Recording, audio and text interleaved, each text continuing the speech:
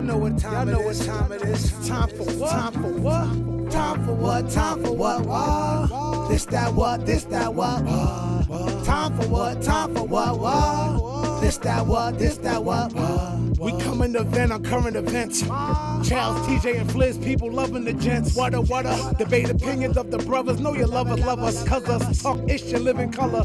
Every Wednesday, be getting it in at 9 p.m. Tap in, my friends, sliding right with them gems. Hip hop debate start them like engine gens. These mics powerful, been said again and again. Legit articles round the globe, and it depends on what's brought up and who can go pen for pen. Popping left with the guest, spicy talking the script. Back and forth, him to him, going flip for flip. Join into the excellent realm you step in. Catch a wreck and get it lit in the comment section. Tell somebody something that you might have heard. The what? What? Spread the word. Spread the word. Spread the word.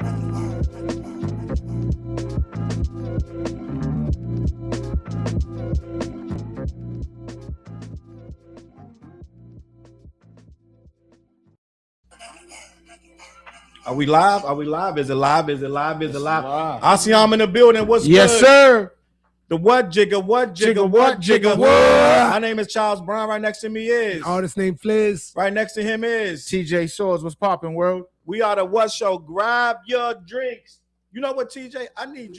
Fliz, I need you to give me some patois that we can cheers every week. I need you to make up something. Give me some. You want me to get my Jafakin on? Yeah, get your Jafakin on for us. We need something, Flizzy.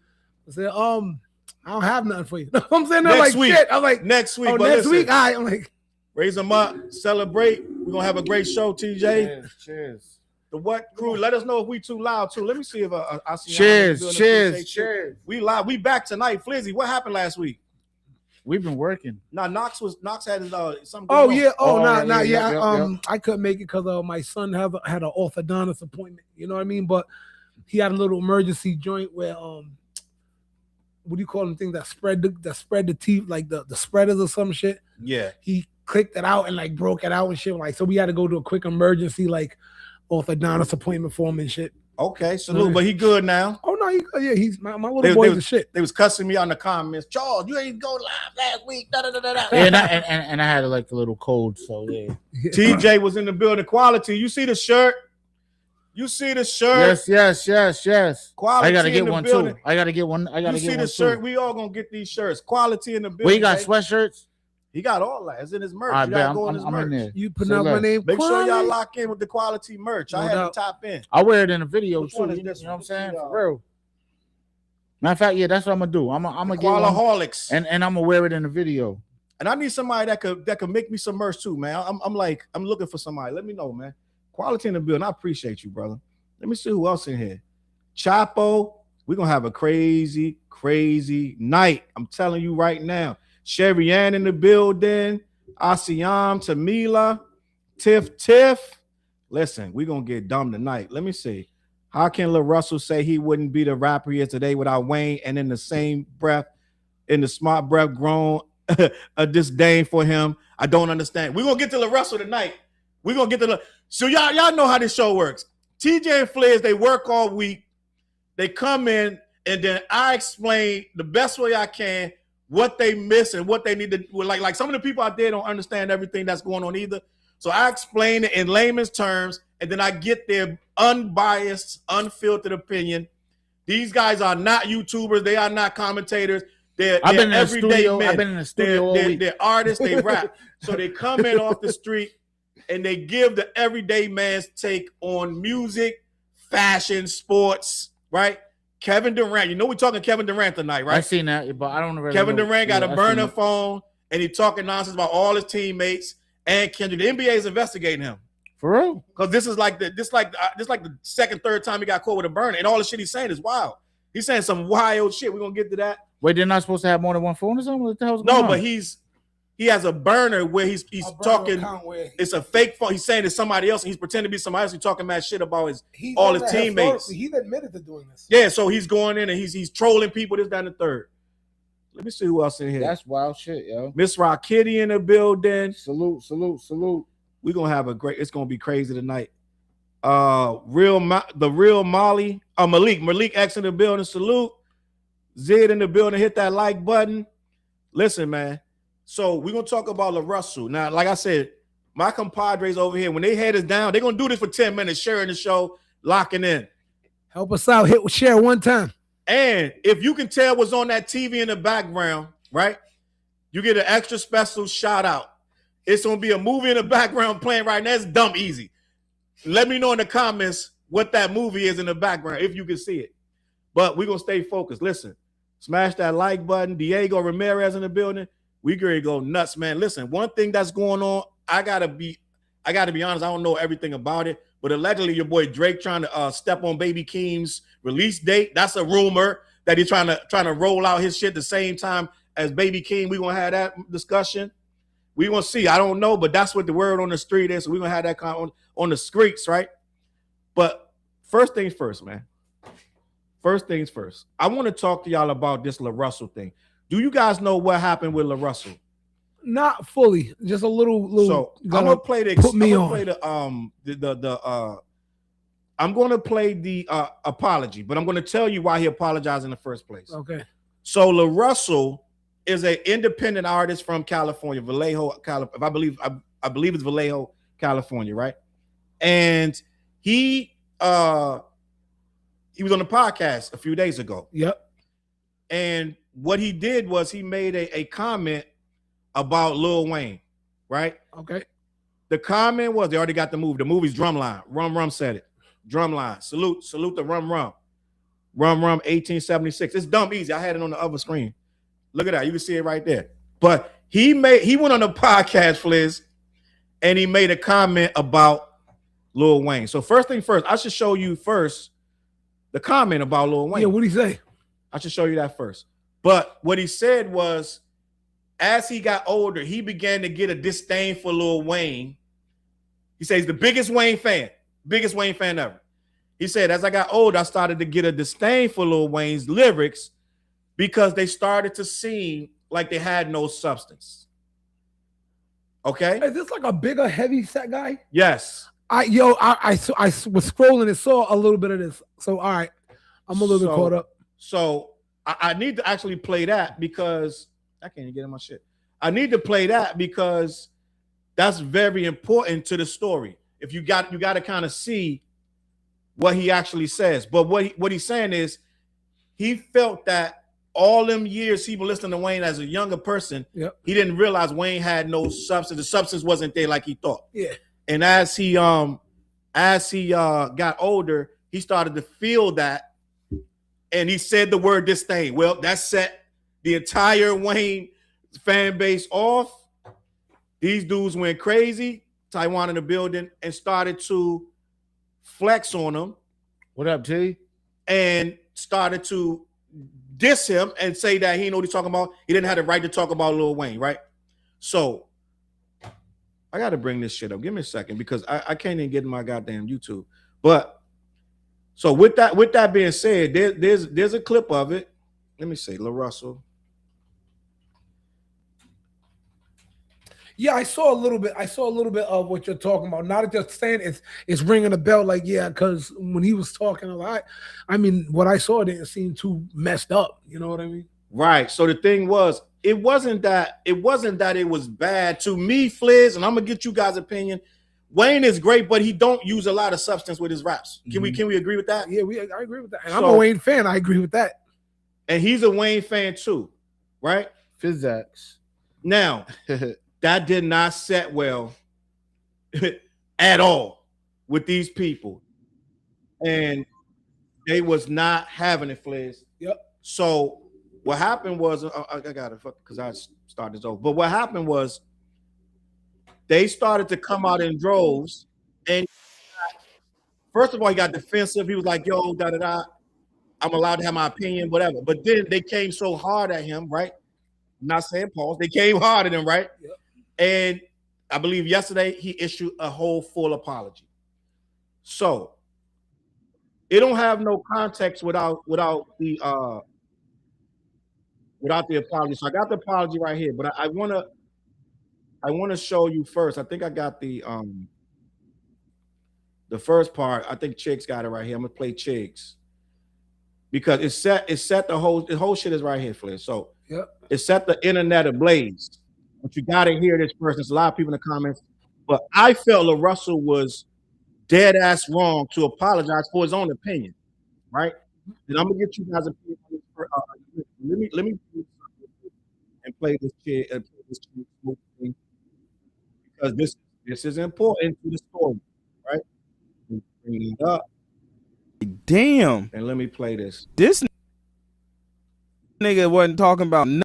Oh, here we go. Has been getting cooked and deep fried for having this opinion about Wayne. I had a moment in my journey where I had grew a disdain for Wayne just because I started listening to everything. Like I started maturing as a human, and I'm like, damn, this nigga wasn't talking about nothing for a long time. And I think that's what his argument was. You know, like as someone who like grew up in these communities, right, and grew up with homies who I seen want to be bloods because they following Wayne and want to be gangster and want to shoot all the gun bar and shit. Right. Like I've seen the negative that he contributed to the community, and I had to look like, man, what are the songs where he really talked about something and gave?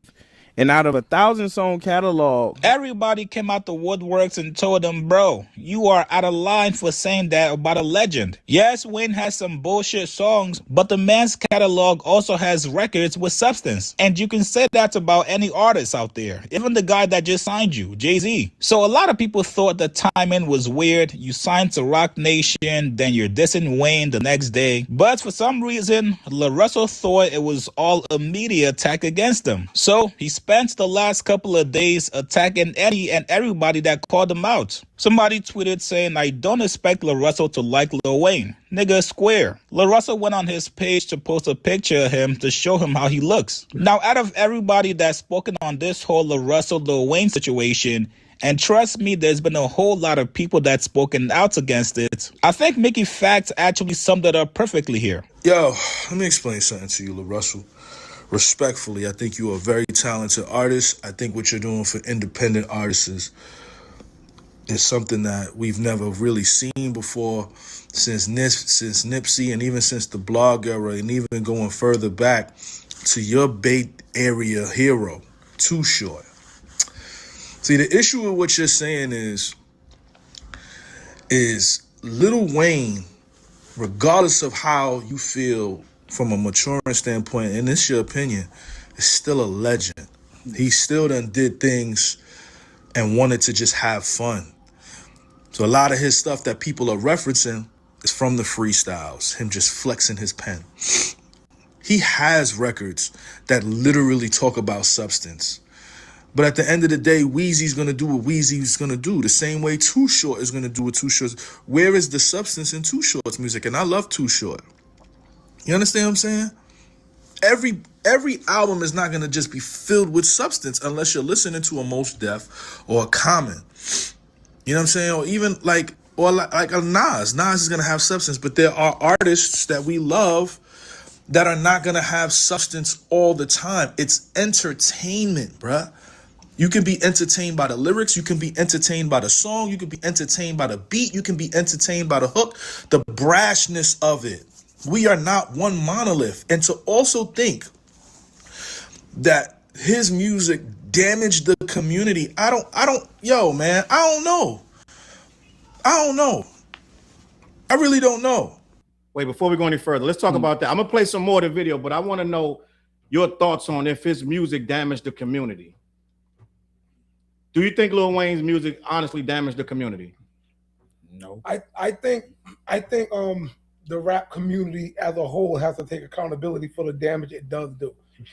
I will always stand up and say that as a person who likes Lil Wayne, who likes to some degree, let's keep it a buck on that. Now, I'm not saying Lil Wayne, him. Yeah. I'm saying the rap community has a piece in how the youth view things. Not just Lil Wayne, you're saying. Not just this is not a Lil Wayne issue. So let's not just say, you know what I mean? So yeah, to some degree, the rap community, not Lil Wayne, have a hand in like some dumb shit. Okay, TJ, what you think? To a degree, Lil Wayne's a fucking legend. Like, what are we talking about? Like, at the end of the day, right? Like, why are you gonna backtrack on how you feel and apologize anyways? Like, right? Know what I mean? Don't if you said that was your truth. Yeah. Why would you apologize for your truth? He said I developed a disdain for Wayne's lyrics because I realized he said he saw niggas want to be Bloods because of Wayne. He said he saw niggas pulling pistols because of Wayne. He said that, which is whatever. But Wayne doesn't always talk about, like, I mean, he did. There is the, you know what I mean, the lines or whatever. But it's like that's not what all he talks about. Right. Know what I mean? He got there's songs with substance, a lot of songs with substance. You know what I'm saying? So it's like at the end of the day, it's just like, yo, we seen Wayne, like, come on, mixtape Wheezy. That's just him just stunting, talking his shit. That's what any rapper's supposed to do, right? Yeah. So it's like at the end of the day, it's just like, damn, bro, you still gotta salute Wayne, regardless of what. You know what I mean? You have to salute Wayne. He like there's a lot of Wayne's sons out here right now. A whole lot. Like, you understand what I'm Wayne saying? birthed a whole generation of Wayne's. Like, I mean, you gotta respect the God, bro. All right, no doubt. So in saying that, oh my bad. Go ahead. Lil Wayne, he has some tracks with substance. I love Lil Wayne. I not all of it, but I like a lot of Lil Wayne's music. I'm a fan, big fan. Everybody knows. Let's get this collab, Lil Wayne. Me too. You're right. Let's get this collab going, brother. Bring the share back, but go ahead. But I will say this: Lil Wayne's hottest stuff that we champion him for isn't the substance stuff. So I think maybe that's what might be the root of what homie's talking about. Lil Wayne's like fire stuff that we champion. Like six. What's the joint? The 6 foot. I mean, 6 foot. Yeah, but that's him really. That's like, him rapping. Like, yeah. So we love, like, the people who like Lil Wayne we like Lil Wayne because he can rap. He's a technician. You know what I mean? He's a barsmith. He's a punchliner. Like, who really going to Lil Wayne to listen to some consciousness? He's not that rapper we go to for that. Yeah. So that's why I think homies getting to be like, yo, like, Lil Wayne didn't have no substance, but 5, 4, 3, 2, 1, that 6 foot was fire. Like, you know, look at you, bling bling, pinky ring, bling bling. It's like that was a movement to the culture. You know what I mean? But I think it's a lot to ask rappers to always have substance. Yeah, it is. It's a lot to ask. Yeah. But let me finish with the thing, and we can have the conversation. I'm gonna go back to it because it's more to it. So.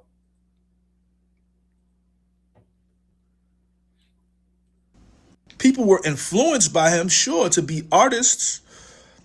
But come on, man. Like, what are we doing here, bro?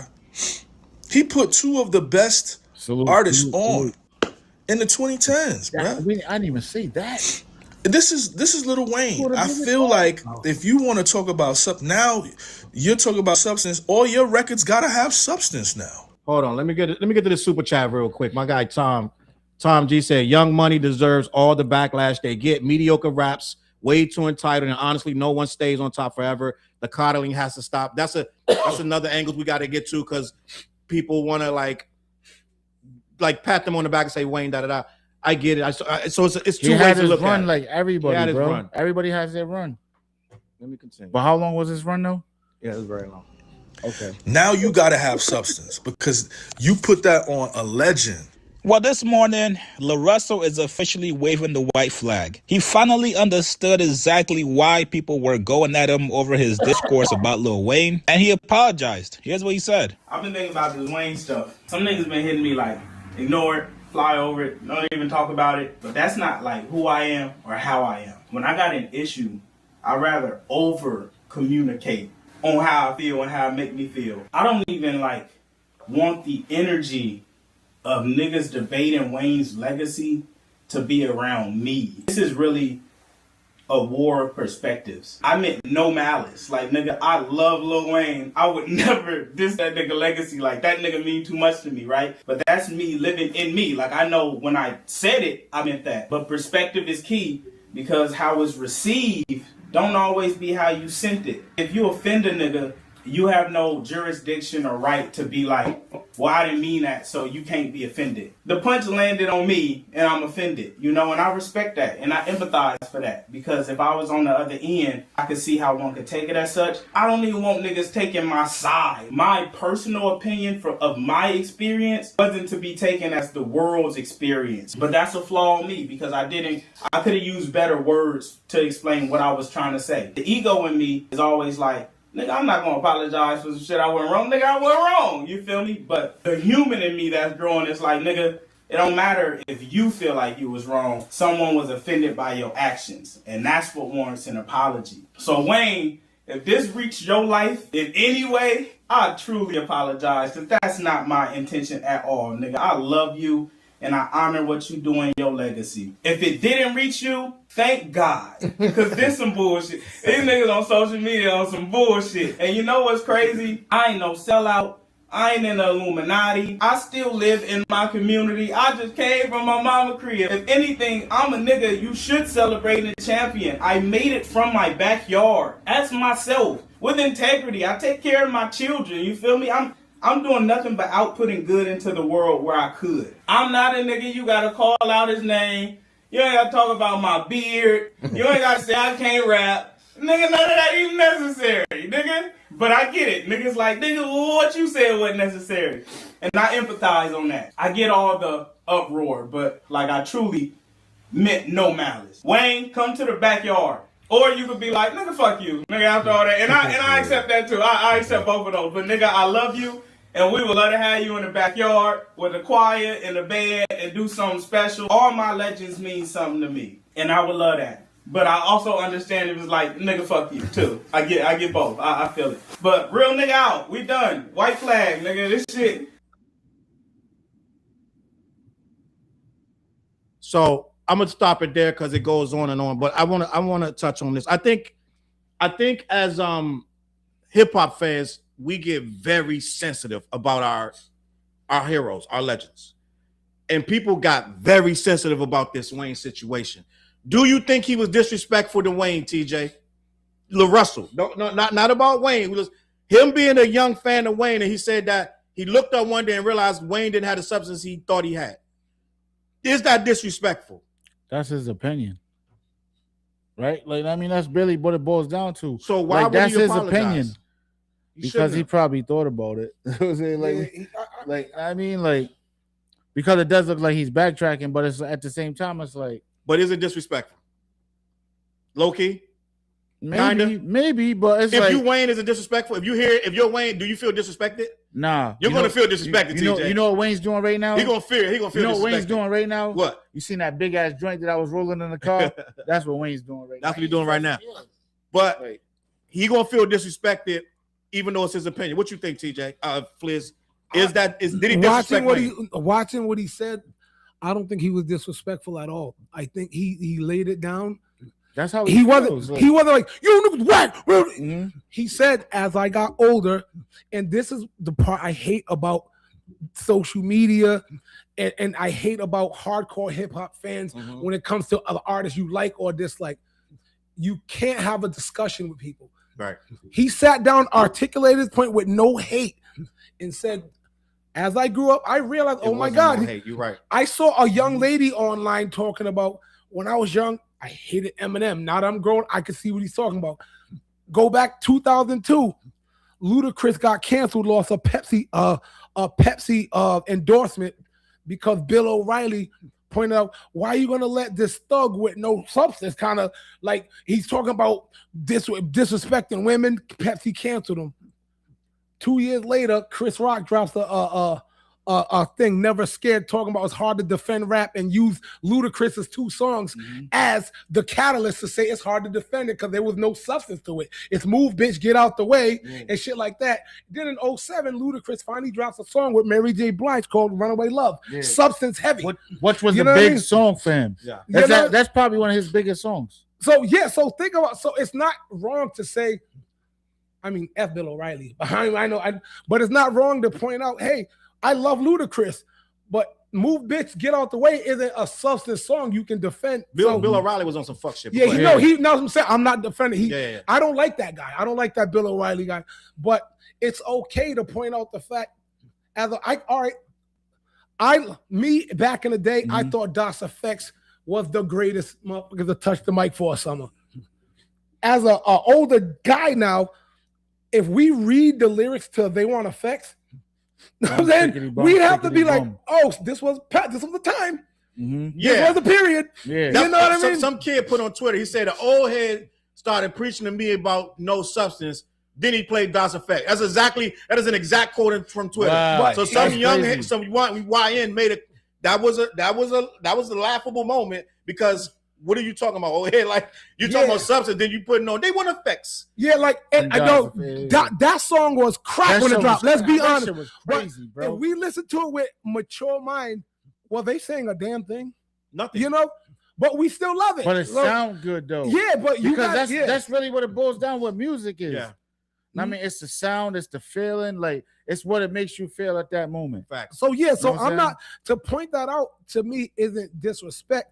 I can understand it feels like it's not like Ari Spears when Ari Spears was going in on Ice Cube. They was like you can sense all the disrespect. It was a hate, and he did it more than one time. Yeah, it was like Ari Spears was adding some season to that hate. He don't you like know Ice what I mean? Cube. He don't like that. He's very But East Coast biased. This dude wasn't saying I hate. He's like, I love this dude, but as I got older. You know, I realized this dude, and it's okay to say that. I realized another thing. I realized Greg Nice. Let's get this collab, Greg Nice. But I was like, yo, a lot of his verses were just going. Like, you know what I mean? Greg Nice freestyle all the shit. Because it's like Greg N-I-C-E. Yeah, all that shit. Like, all his hottest verse, Greg Nice was just going. But you know what I mean? Those verses was crazy back then. They were, especially in the clubs. Yep. And then if you was at the show, right?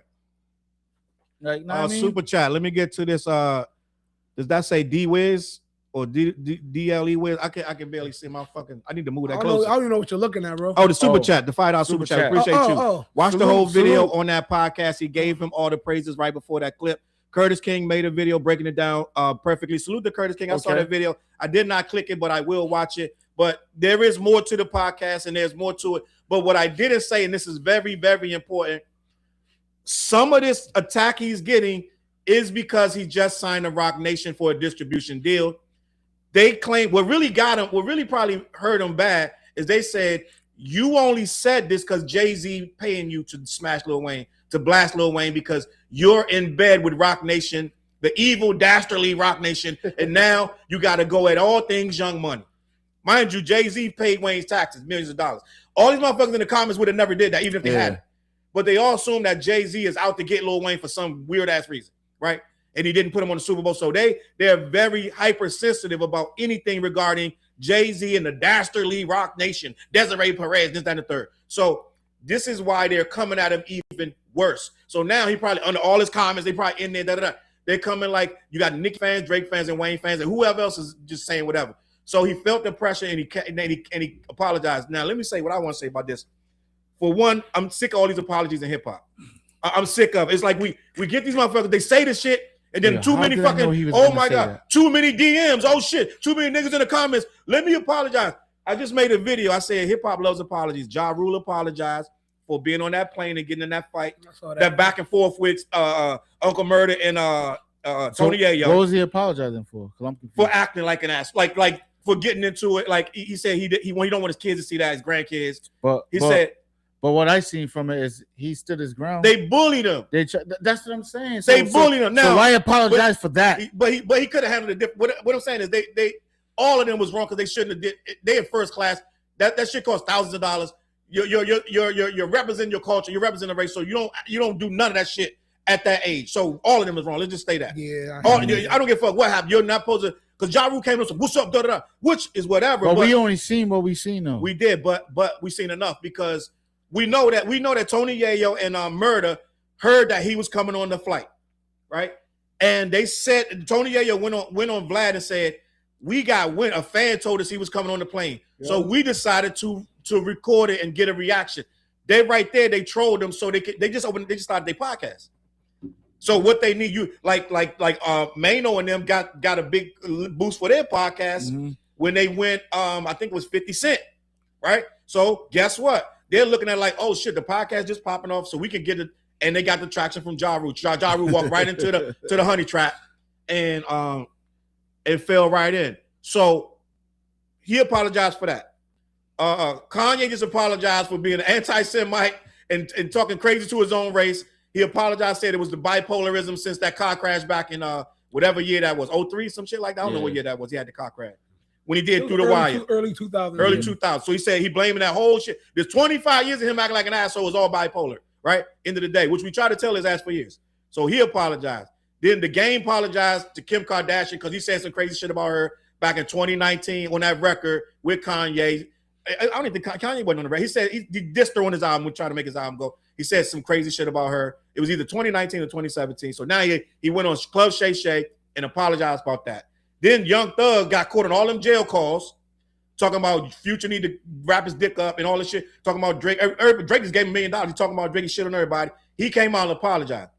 So everybody's apologizing. And what's the other part? Oh, J. Cole dropped out the battle, apologized to Kendrick. So it's like now, and now you got LaRussell. It's like now we can just apologize. We it's been coming for years though, Fliz, but they've been softening us up. They've been softening us up. Like everything in hip hop has been getting too over scrutinized, and everything you say, like WWF, WWE. It ain't even that, because at least WWE, them niggas, I ain't never seen them niggas apologize ever. So they don't apologize. They do this shit. They say whatever. Even the racist shit they do. What they do? The black dude, the big black wrestler. They did some racist shit to him on fucking camera. What? The big black dude with the dreads. They did something to them. Somebody in the chat could tell me. I don't know. I never heard of that. Damn. Nah, you know the big who watched somebody watched WWE. The big black dude, Booker T, right? Booker T. They did something racist to Booker T. What they do to him? McMahon. It's the N-word. It was the N-word. It was the N-word. Didn't he say that to Hulk Hogan? No, something like that. I remember that shit was funny. But that was an accident. That was funny. Happened to Booker T, because something happened on camera. They was part of this whole shit, and they did some racist shit to him, and they ain't nobody apologize for that shit. Booker T. Chapo said it's Booker T. So the WWE don't apologize. So it's like we do the shit. It is Stephanie McMahon, all that shit. They don't apologize. So what we're seeing now, rappers now, they mad like. They worried about the comments, right? You see my fucking all the videos I do videos every day, and I say some heinous shit to some of these niggas. That's stupid. It is what it is. They might catch me in traffic one day, whatever. Chuck, go ahead. I was on Twitter a couple of times and I see you going back and forth with people. I just put the crying emojis. Bompton said, "Fuck the apologies. I want to see you geeked up on some." Yeah, it is what it is. Niggas don't apologize. They say turn up, right? Yeah, they want to see you talk. So that's what I'm saying. Like we're looking at now. LaRussell, once again, to me, he should have never apologized for this. You didn't say nothing wrong. You said he said how he felt, bro. He said, I look back and it wasn't no something. He's in the moment. He's on the podcast. He's there to talk. So you said it. You meant it. Now you want to get out of it. And I understand. If he got two reasons for apologize, he don't want. For whatever reason, he don't want to hurt Wayne's feelings. I'm like, come on, dog. Wayne don't even know you said this shit. Let's just be honest. Wayne's so detached from shit. Yeah. You know what I mean? But he's like, I don't want Wayne. Wayne, hopefully Wayne. He never says heard that this. all the time too. Wayne, he said he was just there was a his daughter got a podcast. And, there it is. And Wayne and Toya was on there, and he says that he's like, I don't really be knowing what's going on. She said, I be having to tell my dad, he like, don't be knowing. Yeah, like he really don't know. Vince said, "What's up, my nigga?" to Bobby Lashley. So Vernon Brown said that's what happened. He said, "What's up, my nigga?" I remember that. Was that NWA or was it WWE? That had to be WWE. Vince didn't go over there. Cause it was Vince that did it. I believe. Yeah, Vince did that. He said Vince said it to Bobby, whoever Bobby Lashay is. Yeah, Lashay. So he Vince did that. Didn't apologize. So it's like. But these rappers got to apologize for everything. They really worried about the image. And LaRussell just signed that distribution deal with Rockefeller. That was Rock like Nation. 2 days ago. It was about I seen 2 that, weeks right? ago, whatever. But end of the day, he got a lot on the line. He got a lot on the line. The last thing he should have did was went on the podcast and mention Lil Wayne in any kind of capacity. But he did it, and now he's scared to stand up to me. It's a fail and a fumble. I think you made your career worse. Because if you read my comments, half the people in here agree with him. So we're not saying. So you think it's we're not disrespecting Lil Wayne, but motherfucker, the nigga, you can play 1,000 records, 4 of them shits, 10 of them shits gonna have something like this. To be honest. So you think it's the PR team? They basically got on top of it, like like I think somebody. I don't think he got a PR team, but Rock Nation may. That's what I'm saying. Like Rock he just signed Rock Nation, may have called them and said, "Look, it would be better if you like." They might have said something. So I'm not gonna say he just came in with this. But dude seemed kind of sincere. But they may have said, "We can't tell you what to do." Like Liz, we can't tell you what to do. But we this came down from Hov. Just so you know, he's not pressuring you, right? Jay-Z's not pressuring you, but he thinks Jay's you should. In the back, Jay's on the phone. Mind you, why would Jay say that when Jay don't say nothing? Jay never says anything either when it's. He don't respond. Jay don't respond to shit, yo. But it was, to me, it's pathetic to apologize because you didn't disrespect. That's why I kept asking y'all, is it disrespectful? Now his fans saying you disrespect Wayne. You heard homeboy that was talking. I said it wrong in Mick Jickens, but that was I think they said God damn, Mickey Fax. So I believe that was Mickey Fax. He said now everything you rap about gotta be substance because you said now they trying to lean on him. You know what I'm saying? Like. Why? Like he did. It's not personal. Mm-hmm. So now everything he come out with, they're gonna be like, this ain't it. This ain't substance. So now he can't make a party record. Now he can't just make a record to rap. That's not fair. Flares, what you think? He boxing himself in, and basically. But he shouldn't have to because he didn't diss him. He didn't diss him, dog. Yeah. I'll say and just going with the flow of what the conversation. It's not. I think there's so many rappers apologizing. The apologies are a symptom of the sickness. I think the sickness is sometimes rappers are saying too much. You know what I mean?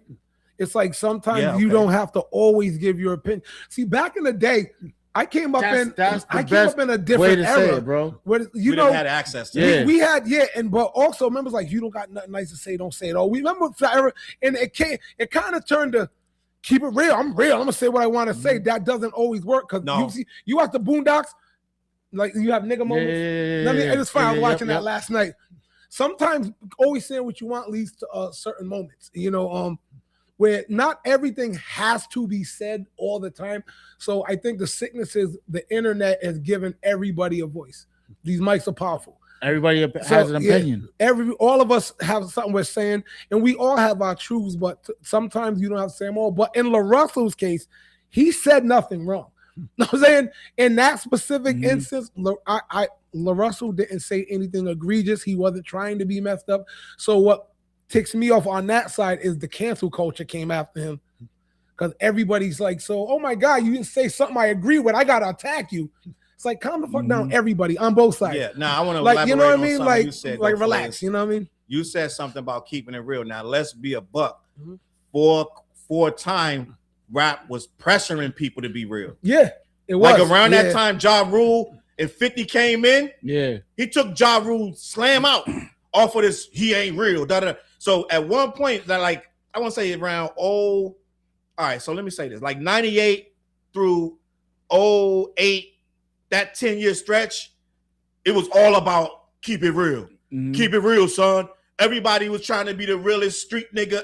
They had the do-rags and the baggy pants. Everybody wanted to be the nigga that holds it down. The last thing you could be was soft to hip-hop. Even if you was soft, you couldn't show it. Right? Remember Kanye said, I brought the pink polos in. Niggas thought I was crazy. Right? So Kanye he allowed motherfuckers to come in with that emo shit, which he got turned down for mad record deals. Kanye got turned down for every record deal by every single label. And Rockefeller didn't even want to put Kanye out. Kanye had to pay for his own videos, everything. But they was looking at him like a producer, that's why. Right. But what I'm saying is that was the era we were in. It wasn't in this era where you could just be yourself. Like Common was an outlier. Common got in on some can I buy $1? I'm a hood nigga, and he progressed into a dude with conscience. He didn't come in with conscience. Well, what do you think? What was it? I used to love her. That's like you don't think that's like? Well, but I used to love her that wasn't. He was 10 years in the game by then. Oh no, not 10 years, not 10. I used to love her. Common was already in the game at least 5, 6, 7 years. First two, it's funny. Common's first 2 songs, I can't remember the names of them. But they were just that calm. Well, that's that, right? Just rapping. Well, Common. But that's one of the records that was early though. Can I buy $1 Common? He has this line where he says, past flashbacks on past raps make me so glad I made it. Like he's embarrassed of his past. Like his shit on Can I Borrow a Dollar? It was young, it was childish, but we was young. Yep. We was childish. So 18, 19, 20. We love Can I Borrow a Dollar. But you related to that though. We did. Because you was relating to that was the like, time. Yeah, that was the time. We were 18, 20, 21, whatever age it was, 25, whatever age we were young, and he was doing what Daz Effects do, taking cultural quotes and putting them in and flipping them. So he wasn't conscious and he had no substance. But as he grew older, he got substance. He got consciousness. Common turned into one of the blackest rappers, the blackest light-skinned nigga ever, right? This nigga was light-skinned, always talking about, he say, power to the people, bro. With a cold can, he say walking through the park like an old man with a cold can, angry when I see interracial lovers hold hands. Like Common was on some shit, right? He was being by my brother Common, but he didn't start there. And that's what they're saying. Wayne ain't never went there at all, and that's okay. We like rap. We like Redman. We're fucking Redman's on niggas top 5, 10, right? Facts. So end of the day, you could just play all the Superman lovers from beginning to end. Redman doesn't have a lot of substance. All you need, bro. That's all you need from Redman. One of the nastiest real rappers shit ever. Before you even play anything else. Wayne never really grew up mentally. The last album proved that. So that's what people are mad about too. They're saying now, like I watch Wayne, he's another YouTuber and different people. They're mad that everybody's trying to trash Wayne now. And they feel like all the trash he's getting for the Carter 6 is making people think they can trash his whole legacy. That's not what LaRussell did. That's what he's getting. He's really getting all this kickback because people are feeling like we're sleeping on Wayne's legacy. You got kind of turned up in the beginning when you heard, right? When I said he ain't got no substance, you like, but that's what you defended Wayne. Don't you feel like you defended him? So you felt the way. That's what everybody felt. But that's what's going on. Let me see what's going on in the comments. So like Wayne's Substance Records, like what you think? Like, so he like how to love, like those are like, you know what I'm saying? Like that was a story type of record. Yeah. You know what I'm saying? The thing is, his Substance records don't stand out to me. I'm even thinking of the joint he did on was it Idlewild or whatever that term? Like start off like with him and Andre 3000 got a song together. Wayne and Andre, yeah. Starts off like a small town marriage, lovely wife and like baby carriage. That's for the movie soundtrack. Yeah, for Idlewild, right? But that's Andre bringing it. You're basically Andre leading the track. Andre led him to that. Saying. But I feel like LaRussell showed more than enough respect for Wayne. I just feel like I like you said, like it's the cancel culture, and I feel like these rappers then don't go on podcasts no more. Don't do shit like don't do nothing publicly, like because they keep apologizing for shit, and it's just like, bro, what do you stand for? To me, I need my rappers to stand for shit. Back in the 90s, you had to stand on some shit, right?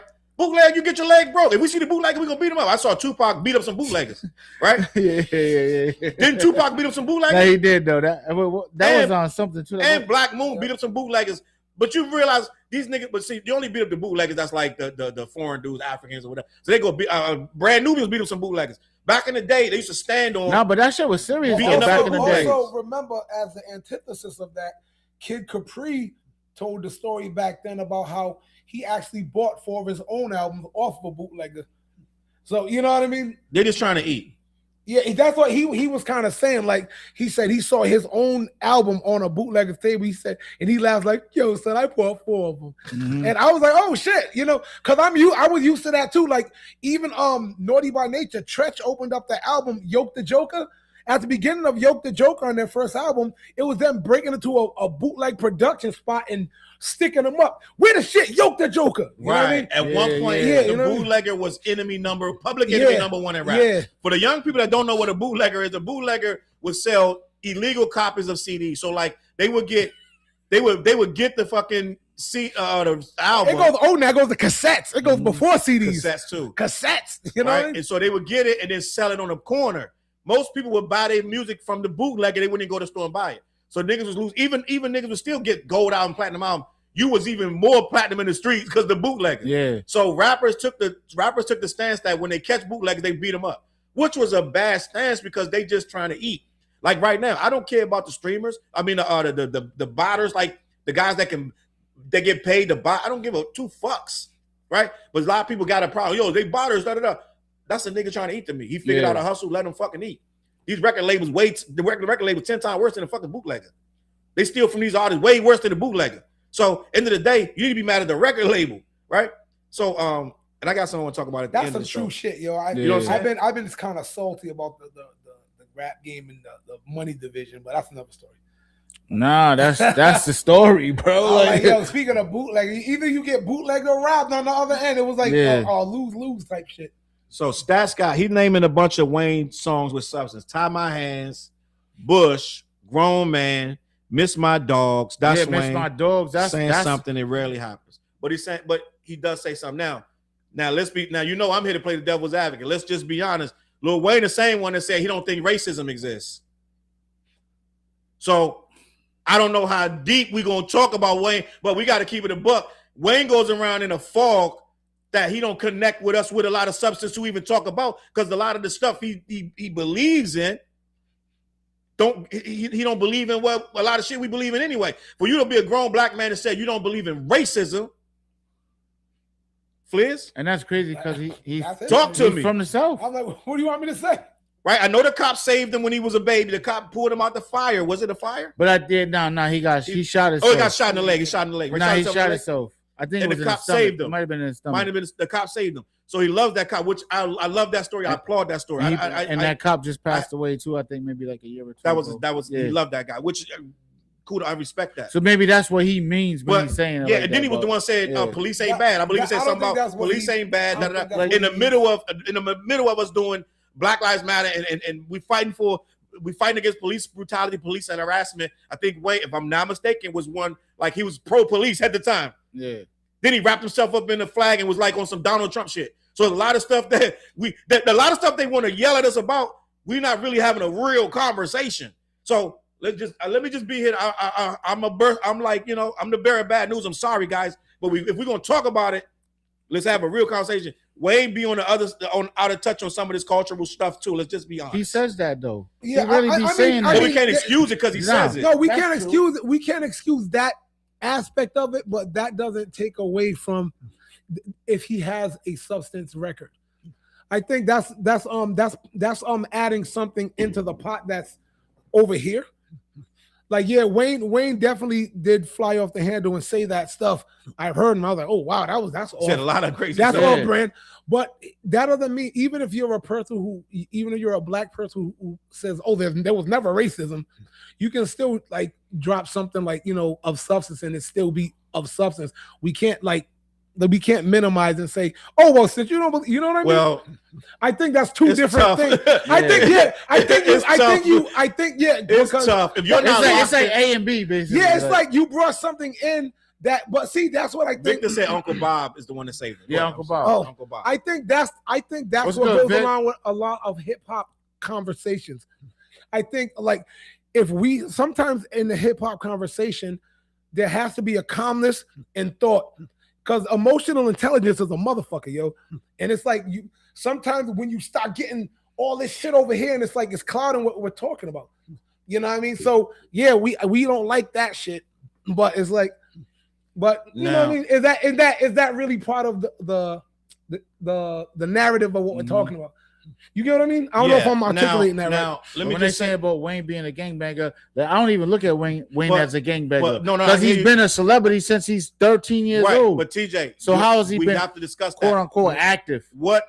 Yeah, you're right. But you know what I'm saying? What LaRussell also said is that Lil Wayne was banging on wax and it made kids from his hood start joining gangs and want to be blood because of Wayne. We cannot gloss over that. He said that. He meant that, and it's true. Just because we like Lil Wayne's records, we cannot say these things are not true. That's fact. I agree with that. So he apologized for facts. He said facts. Mickey Facts, I believe this guy's name. A lot of other people. Him coming from LA, that's he's from the Bay Area? But all that's out there too, though. Right. So what I'm saying is, we all love Wayne records, but we cannot negate the fact. What bro said was facts. A lot of young people wanted to gang bang, right? You go to the detention center, Fliz, and I'm sure you've been doing your job for a long time. I'm sure Wayne influenced somebody in that motherfucker. Let's just be honest. Well, not this generation. I know, Wayne, but Wayne influenced the generation. Yeah, Wayne influenced the generation that's influencing them now. Yeah, you've been doing it for 20 years. That's why I say it's not a Lil Wayne thing. This is a rap thing to me. Like, right. and when I say this, I learned that sometimes the word courage, to be courageous, is a person that's gonna stand up and take those, and just for in the name of truth. And I decided I'm gonna be that dude in my life. Like, I'm not gonna in the sense, in the vein of like saying, does hip hop destroy stuff? Mm-hmm. You have to say, to some degree, it does. It teaches shit like that, and you like it or not, we can always talk about the culture and all that stuff. Well, some of this shit is messed up. You know what I mean? And if you glorify to certain kids who don't have the strength or mental wherewithal to say, no, I don't take that serious. Some of these kids are lost and like, yo, that's the cool shit to be. Yeah. And hip hop will take something effed up and make it the cool shit to do, and then we'll tuck it under, oh, that's the culture. Like, wait a minute. Then I don't know if I want me or my kids part of that part of the culture. You know what I mean? I'm gonna pick and choose this part. I don't know. You can keep that part. No, I don't want no rice with this soup, yo. I'll just eat this. I'll eat my sancocho today. You know what I mean? I don't want the rice. I want the sancocho. You know what I mean? Yeah, I go get my rice. So you can keep the rice though. That's the shit that swells you up, yo.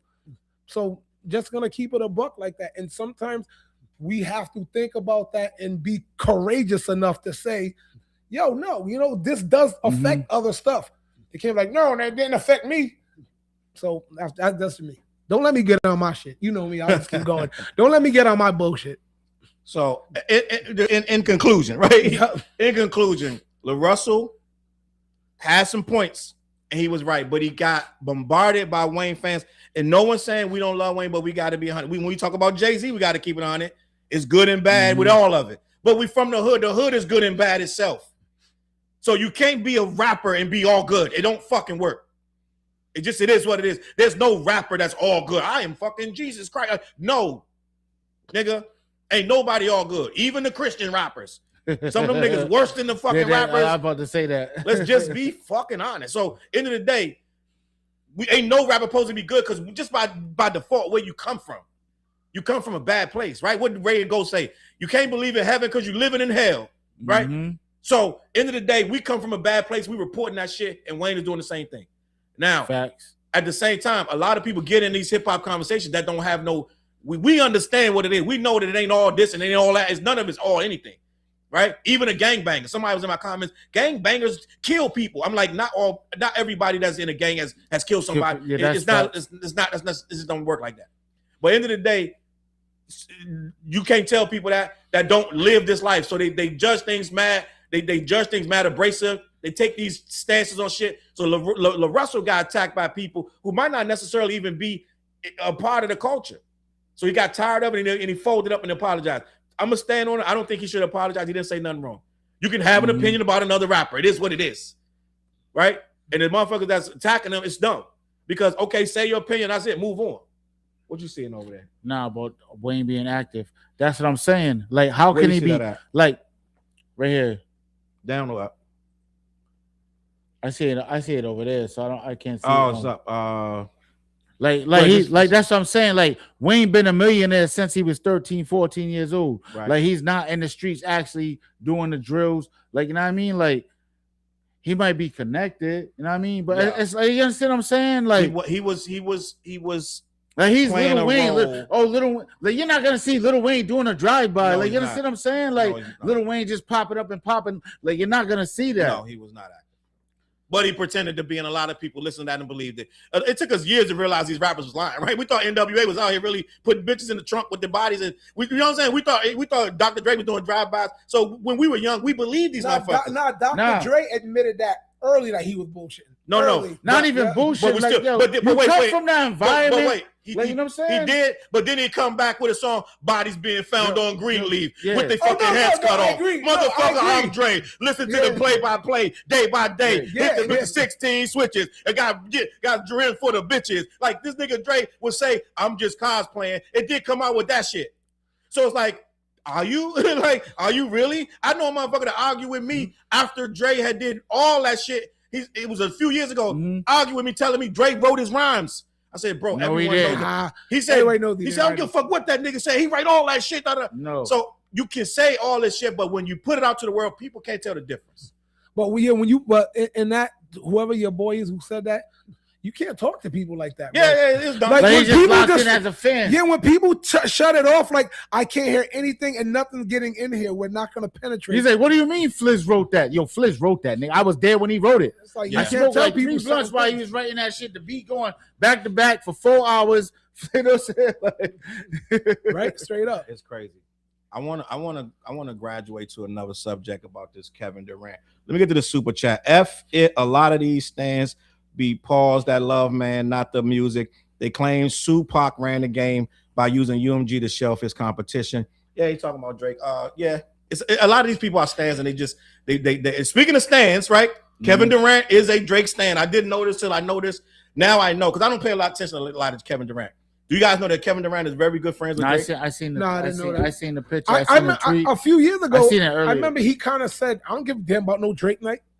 So I didn't know he was friends. I know, like they had that little saying, that little cross words or whatever. Well, let me get this first picture. I want to get this picture so you can know how close these guys. These guys are really good friends. Well, that's the one with the hookah. I wanted to get the hookah one. These guys are That sitting one right outside. there, right?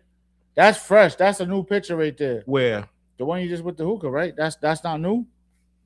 I don't know when it's done. I mean, that's the picture that I seen on all the blogs when he's talking about. But this, What we're you gonna about to talk talk about about? Kevin Durant Yeah. having a burner phone, dissing people, going at people over Drake. So this is the picture that's out there right here, right? This is if it ever fucking loads. All right, here we go. This right here is where we're gonna start at. That's your man sitting down smoking hookah with Drake. That's how close they are, right? This guy, that's his man, 50 grand. So what he's doing now, Flizzy, is going around he's on Twitter with a burner account, actively going at people. Well, not just anybody, but he's going at certain people for being Kendrick supporters, right? Let me get this other picture up here. That's his man right there. So I want to talk about this because the simple fact of the matter of it's weird, right? That you know this nigga made $500 million before endorsements. Kevin Durant made $500, I believe they said $538 million just off basketball. That's that's even one endorsement. He got $500 million. Congratulations, brother. First thing first. Yeah. I salute you, Kevin Durant. That's First a thing lot first. of cheddar. First thing first. Is he worth it? Be honest. Yeah. He is, Flizzy? Yes. In the basketball world, he's worth that. Okay. The way the contracts are inflated, you got people who ain't half as nice as him getting like fat contracts. You know what I mean? So before I read that, let me salute the Tina on Tina's in the building with the super chat. We appreciate you, Tina. Thank you for the super chat. Tina said, "Is it safe to say that hip hop promotes violence and saves lives at the same time? It's our perception. We can't blame people, places, and things. You take you whenever you go. Love you guys. Salute Tina's always coming. That's fact. Because you look at it like this, right? Not every rapper is telling their story. Like, right. You know what I mean? Right. So it's like you in the hood, you around the homies, you might like Charles might have got into some shit last night, like, damn, that's a dope song. And then you went to the studio and recorded it, and based off what the conversation or whatever it may be. Right. Know what I mean? I'm always gonna say that music is based off of the feeling of the music, bro. You know what I'm saying? Like, like you go in the studio sometimes and like you might not even have like an idea as far as like what you're gonna do, but the music told you to say this. Yeah. Like know what I mean? Like you're like, damn, in this pocket here, when the beat, like I need to say this, like you hear that shit as you're recording it. And so a lot of stories, what makes you is not every experience you specifically had. Your man might have went to the club, saw a shootout. He's gonna tell you that you're gonna absorb that. Somebody might have got killed at a bus stop. You're gonna absorb that. You might see the news like back in the day when I was young. This story came on the news. It was mad tragic. This gang back in the day when it was like the 80s gang. It was called. I'm from DC. It was called the 8th and H mob. Right? These motherfuckers. They say they got railroaded, but allegedly, I'm gonna try to keep this as clean as I can. allegedly, and somebody from DC could tell me what really happened, but they was on the news for attacking a woman while she's on her way home from work, allegedly attacked her and did something with a broomstick to this lady. That made national news. And it became like, that's when the Predator and all this stuff started coming out. What they call it? What they was doing, they were calling to catch a predator. No, they was calling black people predators. This and that. I can't remember the exact term. Right when Hillary Clinton was in there, and they started calling us predators. And they started making laws to give you 3 strikes, this and the third. It's around that time. So that's the mid '80s. So what I'm saying is, I never was there. I never saw that. But you hear that. That's another story. Just like I tell you the Wayne Perry stories. We heard the Wayne Perry stories. You absorb that. That becomes part of you. You're in a city where they told you that when the club let out, allegedly Wayne Perry lit the whole club up, everybody walking out. So you're like, God damn, now when I go to the club, I got to watch out when they let out, right? Who are we going to survive the let out, right? So when we coming out the club, now you absorbing that. You weren't there, but you heard about it and it affected you. So you're absorbing all these stories. Ice Cube said most of that stuff he wrote on Kill at Will and all this and that. Yeah. They said that was mostly other gangster stories. That wasn't his shit.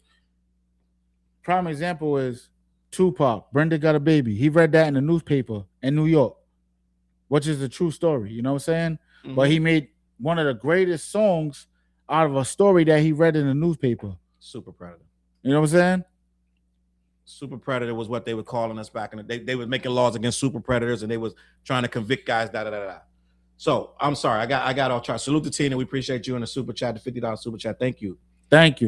Side Dog in the building. Side, what's popping? It's a new day. That drill shit got them going crazy, talking about bodies, shooting, wild, and da. That's dead ass. I mean, we can't talk our shit. We can't talk shit because what Onyx do? Throw your guns in the air. But we thought that song was fired, right? Fact. We knew the difference, but at the same time, do we? Like, they got a song literally saying, throw your guns in the air, bust them like you just don't care.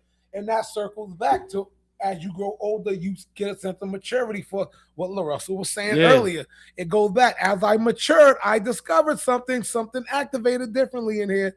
And it's okay that happens. And he didn't say nothing wrong. That's what I'm saying. So that's, I'm glad Busy you said Bunny? That. They from DC too, Chuck. Because how many, Busy Bunny. Salute Busy Bunny in the building. Yeah, the F&H mob. And them motherfuckers got some time, bro. They brought down a whole bunch of gangs after that. They fried them? They fried them. They fried them. Yeah, you see that? See, Kenny said Wayne Perry was the boogeyman. They got videos on YouTube right now. Just type in Wayne Perry. Yeah, nah, for real. I'm from that city, Jay. I'm from that city. Whenever they do the Wayne Perry movie, it's gonna be crazy, yo. If he give them the rights, yeah. He might not never sell them the rights. Who knows? I have a friend with that same name right now. But back to Kevin Durant. Back to the fake shit, right? Let's talk about this goofy shit.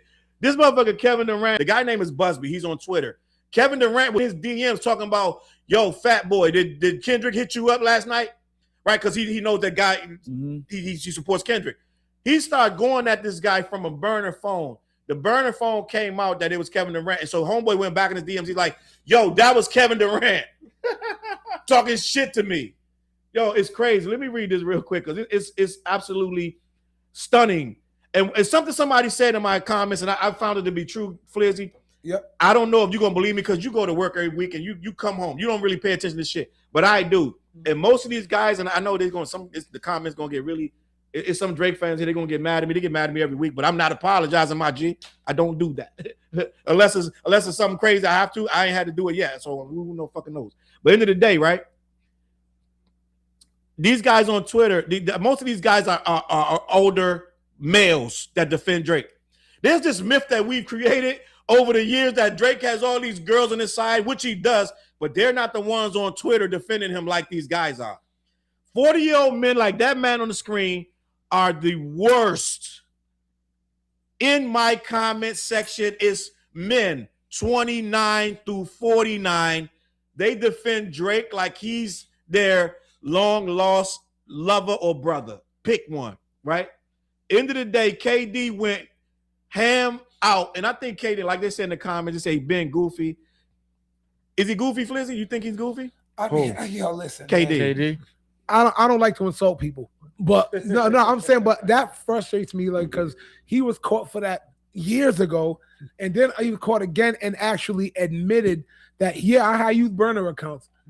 It's a little bit. He might be watching this shit now from a burner. To me, Yo, share my video, KD. I know, yo. Let's get this collab, KD. I know you rap. I heard your rap from back in the day. I heard your rap. But I want to say, like, it's a little bit like it's disheartening because he is 36, and it's like, man, you don't. Oh, he's not 40. He's 36. He's 30. Okay. Kevin Durant's like 36. Say less. Something like that. He's in the late 30s. I think it's 36. But it's like, bro, man, you're bigger than that. You know, you are way too big to be even like. I'll just use me for example. If I get to a certain level, I'm talking now. But if I got to that level of like my life is that good, no one's reaching me. You can say whatever you want. Damn, I'm not gonna be able to call you. No, my people. I'm saying I'm pulling up to the crib. Like you can't reach me. Like DMX and Belly. I'm honking the horn. Cancel culture will not reach me. One. Number two. I don't care what anybody says on the net. If I'm made the goal, I reach the goal. Me and my kids are eating lobster. We're chilling. We that now. I know, right? Let me get some of that, son.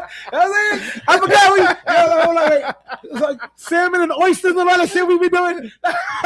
Yeah, crab nachos and oysters. That niche in the building, I think. Crab nachos and oysters. I'm saying I'm not going on burner phones, bro. I don't care what. No, I'm not burner phoning it. I'm not gonna be out there. I just want to say what I want to say. Like I'm like, yo, I'm living too good. I think the only thing it is, I think Kevin Durant is bored, bro. I think he maybe got to. Remember when Michael Jackson was just buying random crazy shit, and it was like I think he just had too much. You know what I mean? Kevin Durant might just be bored as shit with life. He's been rich for like 15 years. Nah, and I think he's bored. He's definitely bored, but he channels that anger. He hates all his team. If I sat here and read some of these let me read this article because he dissed everybody he's ever played with. I'm saying that's just crazy, bro. Like, there's Niche right there. She sent the check mark. She's about to check. I know, right? Yeah, you're right. We like, yeah, nigga, I'm watching y'all, nigga. We be doing that right now, yeah. These alleged Kendrick Lamar and Drake comments surface amid allegations Kevin Durant about dissing teammates via burner. Kevin was one of many top players in the NBA All-Star game last night. Did you watch it, Flizzy? No, I was actually shooting a video. Okay. It wasn't mine. That was Sunday. From an alleged burner account of him dissing his teammates and other players. Let me get to what he said.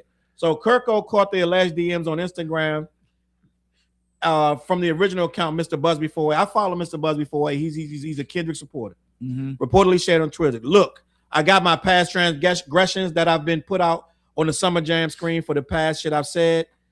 So in a way, I kind of empathize with KD Trey 5, which is KD from da-da-da. But this nigga been a whole ass weirdo, and he be talking to himself in my DMs. He said, Buzz, you talked to Kendrick today. Why do you want Drake dead? Stop ignoring me, bro, because he got a whole bunch of tweets and dude never responds to him. Who cares about a chain when you got $1 billion? I'm wondering if your daddy Kendrick knows you exist. So he wrote all of those are separate tweets he wrote to this guy in the thing. He's talking about the chain when Drake bought that fake Tupac train, and I guess Busby had a video. It must have went viral, a tweet. So he's crashing out. So he's just crashing out on this guy over Drake. Now, I know you think you're, anonymity about this whole thing, but end of the day, bro, you're worth $500 million, okay? Wait, what are you doing with yourself?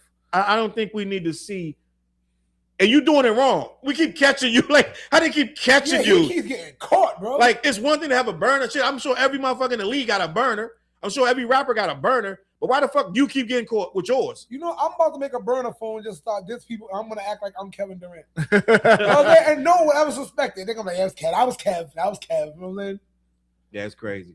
Diego said KD is tripping. Gang, I'm just like, it's weird to know that there's a ball player, but he's not the only one. Antonio Brown used to be on his line all day, all night. Like these guys, they just like us, gang. They sit there with the phone, bored, right? After practice, they sit there, they on the toilet like everybody else, scrolling through fucking Instagram. And you see them in enough bitches like they in the fucking these Instagram chicks. They in they fucking DMs all fucking day. Somebody was after the Super Bowl. Who was one of the players after the Super Bowl? Winning the DM of this chick. What's her fucking name? She used to be fucking with Kanye.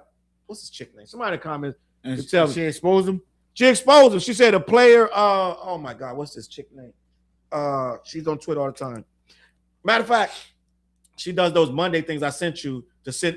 They listen to music every Monday. Yep. I forgot her name. But she said one of the players, married player, soon as the game ended, DM'd her. And she was like, yo, don't DM me with your wife. I'm gonna expose you. So these guys are just like us. They on there trolling and scrolling and this, that, and the third. Super chat. Tom G said, I hate the fact that we never see or know who Bon Jovi and Def Leppard had beef with or their fans waging a Wi-Fi war in real life. I miss flip phones. Only thing about flip phones, try to send a text, my G. Yeah. You're like, you gotta text press for an hour. You gotta A B C D C. It's like you gotta be like JHI. You gotta hit it 3 times to get to the I. It's crazy.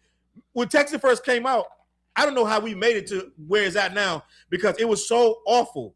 Yeah. You had to sit there and click that button. These kids have no idea how good they got. It's awful because of what you got now, but back then it was cutting edge. It was crazy. You're like, oh, this is great. Yeah. The more you get, you know. I was fine with the chirp. Yo, it wasn't Amber Rose. I'm fine over there. You know what's funny? Studies show, I don't know if I told y'all this, studies show Gen Z right now is officially the first generation since they've been studying, since they've been clocking this shit since the 1800s to be less sharp and less intelligent than its predecessor, millennials. The first generation ever to ever be less smart, less sharp, and less intelligent than its predecessor. What do you mean? I don't understand. Say it again. Every generation got sharper than its predecessor. Okay. Going all until Gen Z. Really? Gen Z is the first one that said, we're a little dumber. It's crazy. So I found we had to play outside. I found out who the girl was. Figure shit out. The girl that got the DM from the football player that was on the field. Yes, Jules. Yes, Jules got the DM from the football player right after the game. Yeah, is he wilding, bro? Like, come on, man. Like, that's messy. That's sloppy. You're leaving a record, a trail behind of like, I got a wife. Yo, love, what's up? Yeah, don't tell him, It's crazy because these guys really, but they do it all the time and they don't get caught. So it's like, why? I've heard stories of celebrities that have people on their staff they used to hit them up for plausible deniability. Man, that was TJ. I didn't even hit her up, babe. You know what I'm saying? It's like, why would you do that? And you left it's a definite record on there.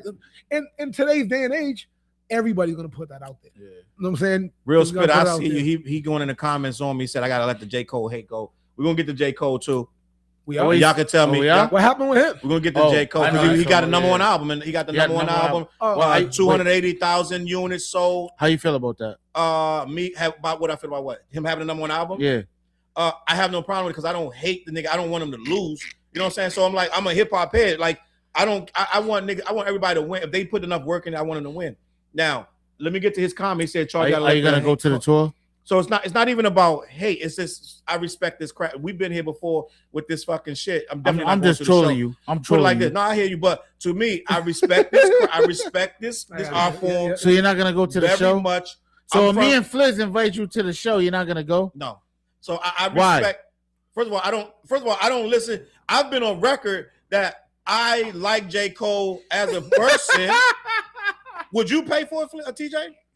I might go. No. Would you pay for CJ Cole? Be honest. I'll go if it don't sound convincing. I'm saying if it's like, yo, we gonna go. No. Like that's not. No. Would you pay to CJ Cole? I'll pay. Would you pay to CJ Cole, please? Of course. Okay, so yeah. I wouldn't. Like I'm not. Why? I'm not spending $300 on J. Cole. I don't even listen to his music in the house. Why the fuck would I go pay for this nigga?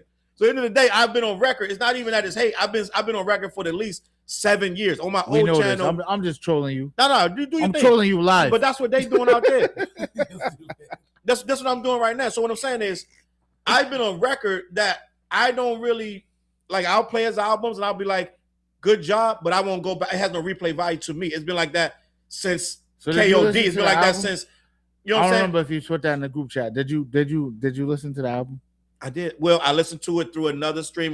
Did you listen to it? But I listened to it through YouTube. I didn't listen to it. Did you, as Charles Brown, go and say, "Yo"? No, I didn't play it on the streaming service. No, no. But but I didn't want to because I'm like, to me at this point, I feel very strongly that I feel like I don't believe the sincerity of this guy at this point. So, homeboy said it's hate, but at the end of the day, I feel it's a line with me with this hip hop stuff, gang. It's certain people that cross the line. Kanye crossed it. Drake crossed it. Drake didn't cross it until he did, right? And Kanye then, didn't cross it until he did. And then J. Cole and crossed J. it. Cole crossed it. So when did MC Hammer cross it? MC Hammer crossed it back in '89 when he said when he dissed Run DMC. My bad, y'all. I'm just addressing all Charles's beefs right now. DJ Run that line. He dissed Run DMC. Yeah. First of all, Hammer don't hurt him. I believe that's a Run DMC diss. Either Hammer don't hurt him or I said you ain't hip in New York, Hammer. One of them is either right. Turn this mother too out. legit or turn this mother out. One of them is a Run DMC diss. It was probably turn this mother out on that. One of them joints is a Run DMC diss. Isn't nobody like, well, put it on the hammer and you will be rewarded. My beat is ever moving and you know I get it. It might be that one. It's either let's get it started or turn this mother out. So ever since then, for the late 80s, that song was crack. No, it wasn't. Yes, that song was crack, yo. Flinch, you was too young in the 80s to know what crack was. You had a certain song. At that point, you were susceptible to anything. As all hip hop artists are when you're young, and then you grow older and get mature. No, I never went to the concert. Never went to the concert. Bobby Brown, MC Hammer, and I forgot who else was there. That Cowbone. That's not. You saw who brought that up. I didn't start this Hammer stuff. What happened? Mr. Cowbone said, "Leave Hammer alone, Charles." No, I didn't bring this up. No, Hammer is the man, yo. We don't got no smoke with Hammer. We got Hammer's the man. That's on Charles. I'm just trolling Charles right now. He knows what I'm doing. You will be rewarded. My beat is. He gonna be like after the show. He gonna be like, "Oh, you owe me a drink next time we go OT." Primetime said Hammer crossed the line when he did the Addams Family. All right. Listen. All right. That was a bad song. Wait, Hammer, let's get this collab. He was like, but you know what? My house got water in it. Fuck all y'all. I do what I want to do, say what I want to say, live how I want to live, play how I want to play. That's a dope flow. I'm gonna be honest. That was the chorus. The Addams Family. Yeah. I do what I want to do, say what I want to say, live how I want to live, play how I want to play. Now, hold on. Right he fed the whole hood, bro. He fed the whole Oakland. I want to stay right there. Every dope dealer in Oakland did so dope because they was on the road with Hammer. Hammer did that. Hammer did, I believe, a KFC commercial, right? He did KFC, Taco Bell, Pepsi. Now, might have been Coca-Cola too. I don't know. Now, but Hammer got a lot of money. Drake just announced the after hours OVO meal, McDonald's meal. It has a dark Sprite, I believe it's called nighttime Sprite or some shit, which is purple. It got a chicken sandwich in it and Now, Hammer went mad commercial and Hammer fell off. Will we agree? Yeah. So Drake is following the same footsteps. Do you think that's cool to make a McDonald's meal with your name on it? Why not? Everybody else did. So Cardi B had a meal with her name. Let me say this. Travis Scott was the first one to do it. Yeah, he did it too. But Travis Scott is mad commercial. He gets no respect in hip hop. So we had a Travis Scott is a pop star, but we do not mention Travis Scott in any hip hop conversations. But does Travis Scott scared? Like, does he care? Like, you know, but what I'm saying is, I know exactly what you're saying. What I'm saying is, right? You see how I make you came up to me about Hammer. Yeah. When we talk hip hop, we don't talk about Hammer unless we clowning him. Not me. I'm just trolling you the whole time. If we clowning him or somebody trying to defend him, like leave Hammer alone, right? Yeah. Right. So, Travis Scott did a McDonald's meal. Yep. Sexy Red, if I'm not mistaken, did a McDonald's meal. Cardi B did one. Cardi B did a McDonald's meal. I don't eat McDonald's, so I will never do a. I think Bruno Mars maybe did a McDonald's meal, but he's not a rapper. I feel like now, if it's all about the money, then do your McDonald's meal. Mm-hmm. At this point, I think some of these guys are looking at legacy now. And to me, a McDonald's meal is not what you want on your legacy. Hold up. Who wrote the McDonald's famous? I think it was 19 when he did it. Pusha T. Them motherfuckers was kids when they wrote that. I'm loving it. He still get checks from that. He ain't got no McDonald's meal. No. He ain't got no McDonald's fucking he got the McDonald's bag though. I'm sure that if they offered to clip some McDonald's meal back, I don't know now, but back then they would have took. I'm taking one now. Taking one now? Say what you want to say. Wait, you eat me? I don't eat McDonald's. Honestly, I don't really. I'm more of a real food kind of guy. Yeah. You know, just to be real with you, and I try to actually discourage my kids from trying to like eat too much of that shit. But you So know, what every would be now a, and then, what, but you what know, would be a Flizz meal? a McFlizzy. No, fucking not shake. even McDonald's. I'm just saying. You say you don't eat McDonald's, right? No, What would I be a don't Flizz not meal? eat it, but you'll rarely catch me. But what would I my favorite food is chicken wings.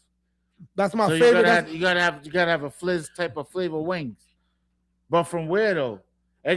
So to make sense, hold up. I'm gonna paint the picture for this endorsement that you're about to get. Yes. right. Look me up, y'all, for some chicken wings. Go ahead. Hold up. Yeah. Here's what we need. Rick Ross. Holla at my boy. What's the Flizzle wings? I'm in the drop top What's chicken the box. Flizzle flavor wings? Like just random, nothing that's out right now. What would you in your kitchen? What would you cook up?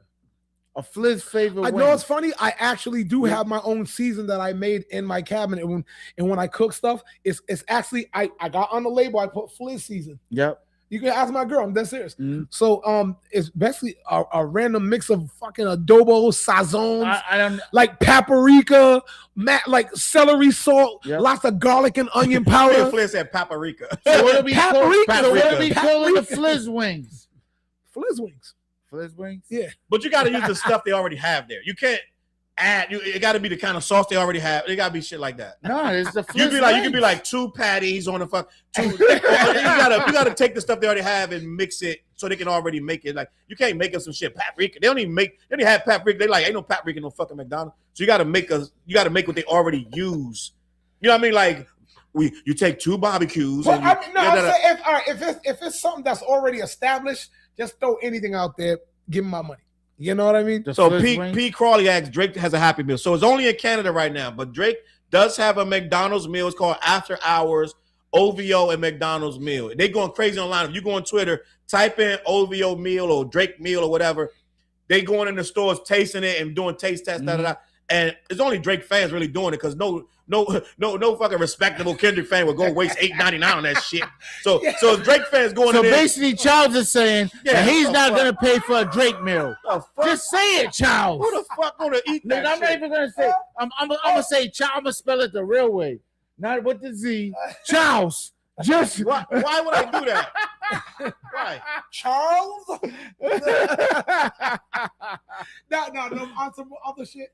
Fast food is fucking bullshit though. That's some real shit. That shit is way too expensive, bro. Church got a good question. What y'all think of that sexy red over that Michael Jackson? Come on, we ain't even gonna discuss that. Why would we disrespect it? Why would you even disrespect the conversation with that? Why you bring that up, bro? Because it's interesting. I want to talk about it. Why you bring that up now? Hey yo, should I play it for people that ain't heard it? Hold up. What did I say in the group chat? I said Michael Jackson is doing the moonwalk right now, looking down like, what the fuck is going on down there? What is y'all doing? Yeah, I'm Michael glad he's not alive. Matter of fact, we already talked about this.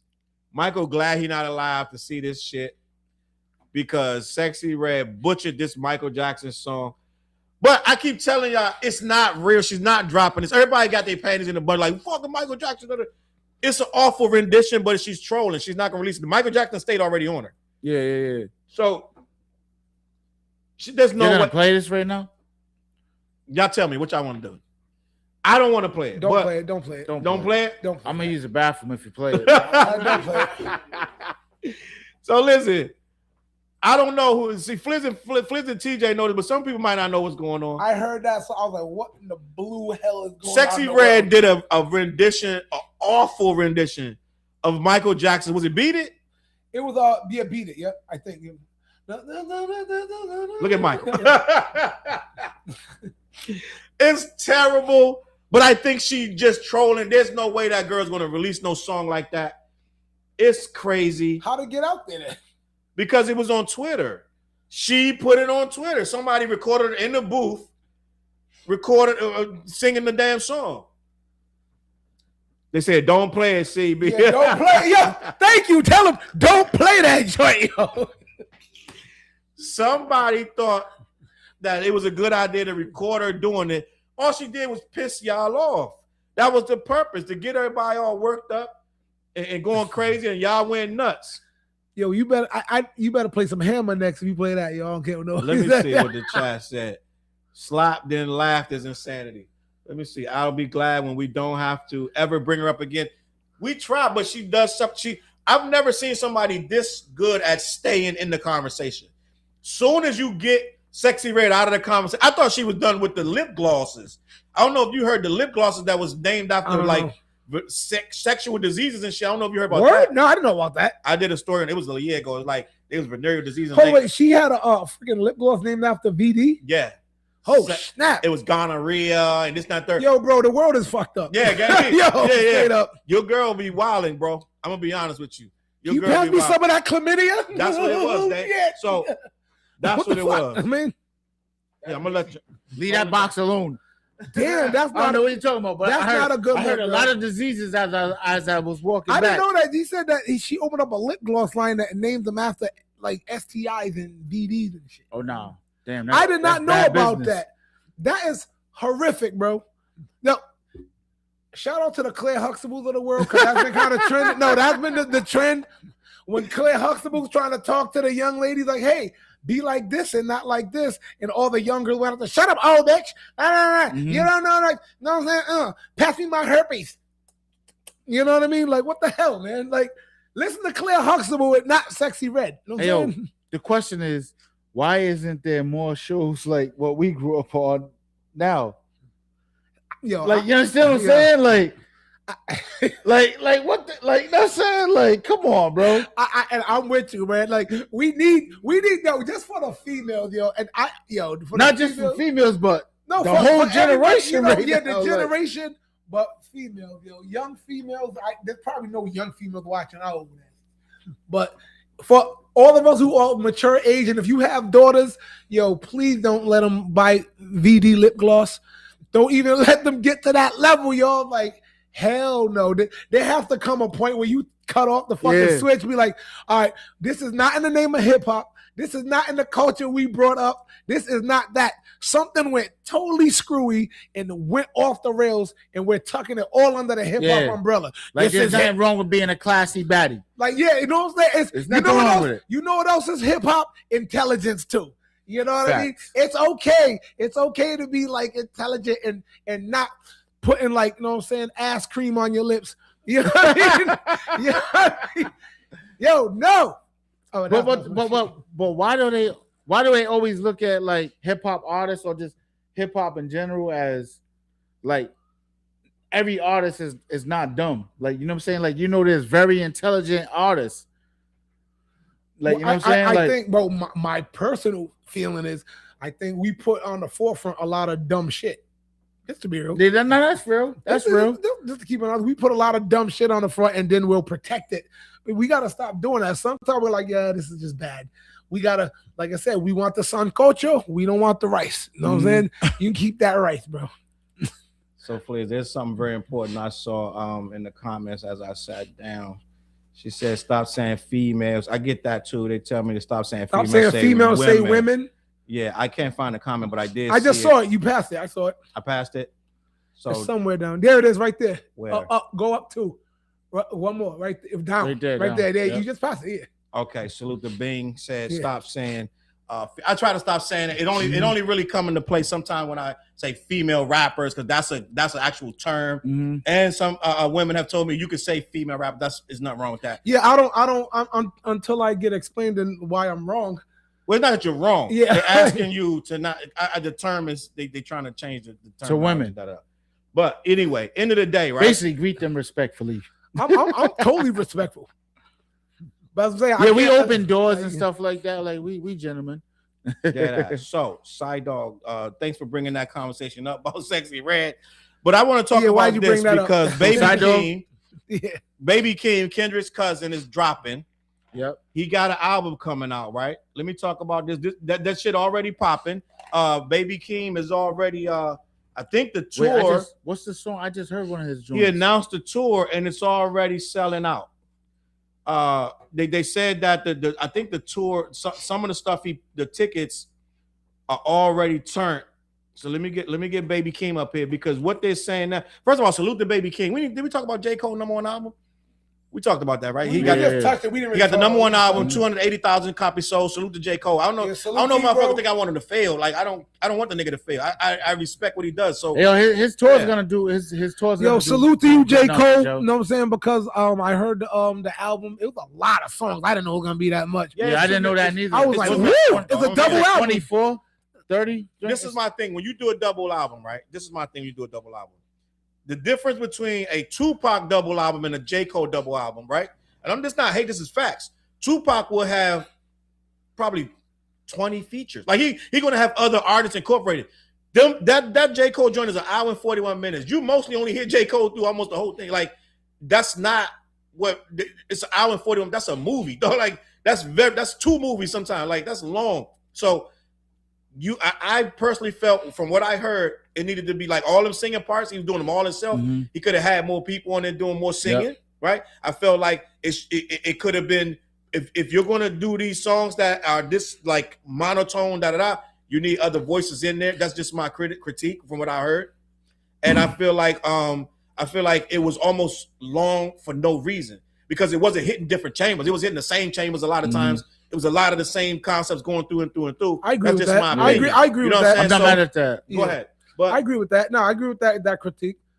It was a lot of songs that you're right. I do feel like, but to me they were all good. I didn't think there was one whack song on the album, but there was, as far as the feeling, the emotion, there was a lot of repetition. So I didn't think you needed to go 24 songs on that joint. Yeah. I think you could have hit it with a solid 12 to 14 and knocked them out the park with that. That's what I'm saying. That's a fact. It was too long. And I hate saying it because I like people to present because I might want to do a double. I'm like, it's a double CD. It got 30 tracks. I might be proud of that shit, but niggas be like, Charles, shit, mad fucking long. 2 hours and 5 minutes, my nigga. So it's like they might be like disrespecting what I feel like I wanted to do, but at the same time, I let people do them double CDs. Biggie did one, Pac did one, Jay-Z did one, and what we do, we crucify Jay-Z shit. We crucify. Pac and Biggie shit is 35 years old, so we looking back at it with all this fucking whatever. But at the time, we thought Biggie joint was too long. We thought Pac joint was too long. So let's just be honest. We don't. But it was a different time then because you didn't have so many releases even, so you could sit with it longer. So 2 CDs was different then. Right? I'm gonna say this. Go ahead. Both of those albums, you can press play. Pac and Biggie. Pac and Biggie. They go. You can press play and let them go. You ain't gotta do nothing else. Right. You don't gotta skip. Press play. Right. Boom. Then also, there's been multiple double albums. That's been crazy. Even Nate Dogg had a double album, and it was crazy. And that's what I'm saying. That's what I was saying in my video earlier. I did a video yesterday. I believe it was day before. I don't know how many double albums there were, but there was multiple double albums. Do y'all know that this is J. Cole's worst reviewed album? Didn't know that. Well, I didn't know that neither. Some people would argue with me, but Pitchfork, which people agree with it, don't agree with. Pitchfork gave it a 5.3 out of 10. That's the lowest That's the lowest they've ever rated any of his albums. Yep. Metacritic gave it a 6.5, which is Metacritic's are people voting. So they gave it a 6.5, and he's never got a 6.5. Most of the comments I read are people saying that it's most people like didn't like it. It was too long. His staunch fans they're like it's a masterpiece. It's a classic. Yeah. But they're the only ones saying that. It matters when people are saying it's too long. It has the same repetitive. When people saying that, then that means that's an issue. You know what I mean? So it's whatever. And like they're saying, Joy said sleepy. A-Ball was it A-Ball in it? And they had a double album. Yeah, people was throwing out double albums like Tic Tac back in the 90s. But those albums too, even that MJ, you can press play on that. They were trying to get double money. Yeah. E40 double disc. Everybody did a double. You can't even be a real. I got a double album I dropped 4 or 5 years ago. You can't be a real artist until you drop a double album. Even that shit was like, you know what I'm saying, Flizzle? Oh, hey, yo, that was crazy with features all over. And that too, but even with that album, right? That night, I remember that night. Yep. Because when I got back in the car, you already know, I performed that night too. Yep. Boom. But when I got back in the car, we started the wrong album. We just put in the first CD. Yep. I was like, oh shit. You listen. But my favorite song was on that first CD though. All I know. See, Stat said it right. He said too much emo singing. Now, so I you can sing, right? We all sing. We all take a chance to sing and da. but I felt it was so long he had to sing more than he would have normally sang. Because to carry the album is what you're Yes. saying? Now, to me, you look at a double album, you say it's a classic. Look at Biggie's double album, right? He brought in sing. Biggie ain't gonna be singing, so he brought in. He got this one, that one, Faith, and that of Mary J. So he got mad people singing. It's mad features. It keeps your attention. I think J. Cole locked up in that studio. He was mad, like tight with it, and he wasn't reaching out to people like he should have been. It's not enough features. I think if you're gonna give me an hour and 41 minutes, right? Most albums are 41 minutes. You're doing an hour and 41 minutes. 41 minutes is a long album now. Yeah. Honestly, most albums right now, 36 minutes, 27. Like, these motherfucking kids, like, if you talking about kids, they making songs a minute and a half. The new generation, that album got to be done before the drink is done. Yeah. I got to cut. Salute to Patrick in the building. Super chat. We appreciate you, the $10 super chat. Who is you guys' top 5 album in the NBA? Top 5 all-time album. NBA, Jordan, LeBron, Kareem, Kobe, and Shaq, Duncan. Who's y'all top 5 MCs of all time? I got Jay, Nas, Crazy, Non-Crazy? I don't know who Non-Crazy is. Maybe for the Non-Crazy Kanye. Oh, Non-Crazy Kanye. Yeah. Non-Crazy, Kendrick, I like Eminem, that. and Biggie. So I'm gonna tell you this about Patrick. Patrick is a younger rapper. I mean, a younger fan. Because it say Jay, Kanye, Kendrick, Eminem, and Biggie. That means you're about 30 something, right? You're like 30, 35, some shit like that. Because he came in the game when it was Eminem, Biggie. Probably a millennial saying. Yeah. Because if he was older, he would have Rakim in there. He would have KRS-One in there. And he would have probably Big Daddy Kane somewhere in there, maybe. He would even maybe even have a LL Cool J. Those people are in my top 5, some of them. I would never put Kanye in my top 5, even before all this nonsense, because for one, Kanye don't write his raps. You can't be in my top 5 if you don't write your raps. I'm just sorry. There's no way. And not only that, Kanye flip-flop way too much. He's way too spooky, and he turned on his own race. So I can't put Kanye in it, but that's okay. The younger people don't agree with me because they feel differently about Kanye. I feel like Kanye flipped on us. We really had high hopes for him. He was about to be Tupac. I'm just going to be honest. If you listen to the first 2 or 3 Kanye albums, and I understand those rhymes have been wrote for him, Rhyme Fest and Sci High, this and the third. But my top 5, Biggie will be in my top 5. There's only one Tupac.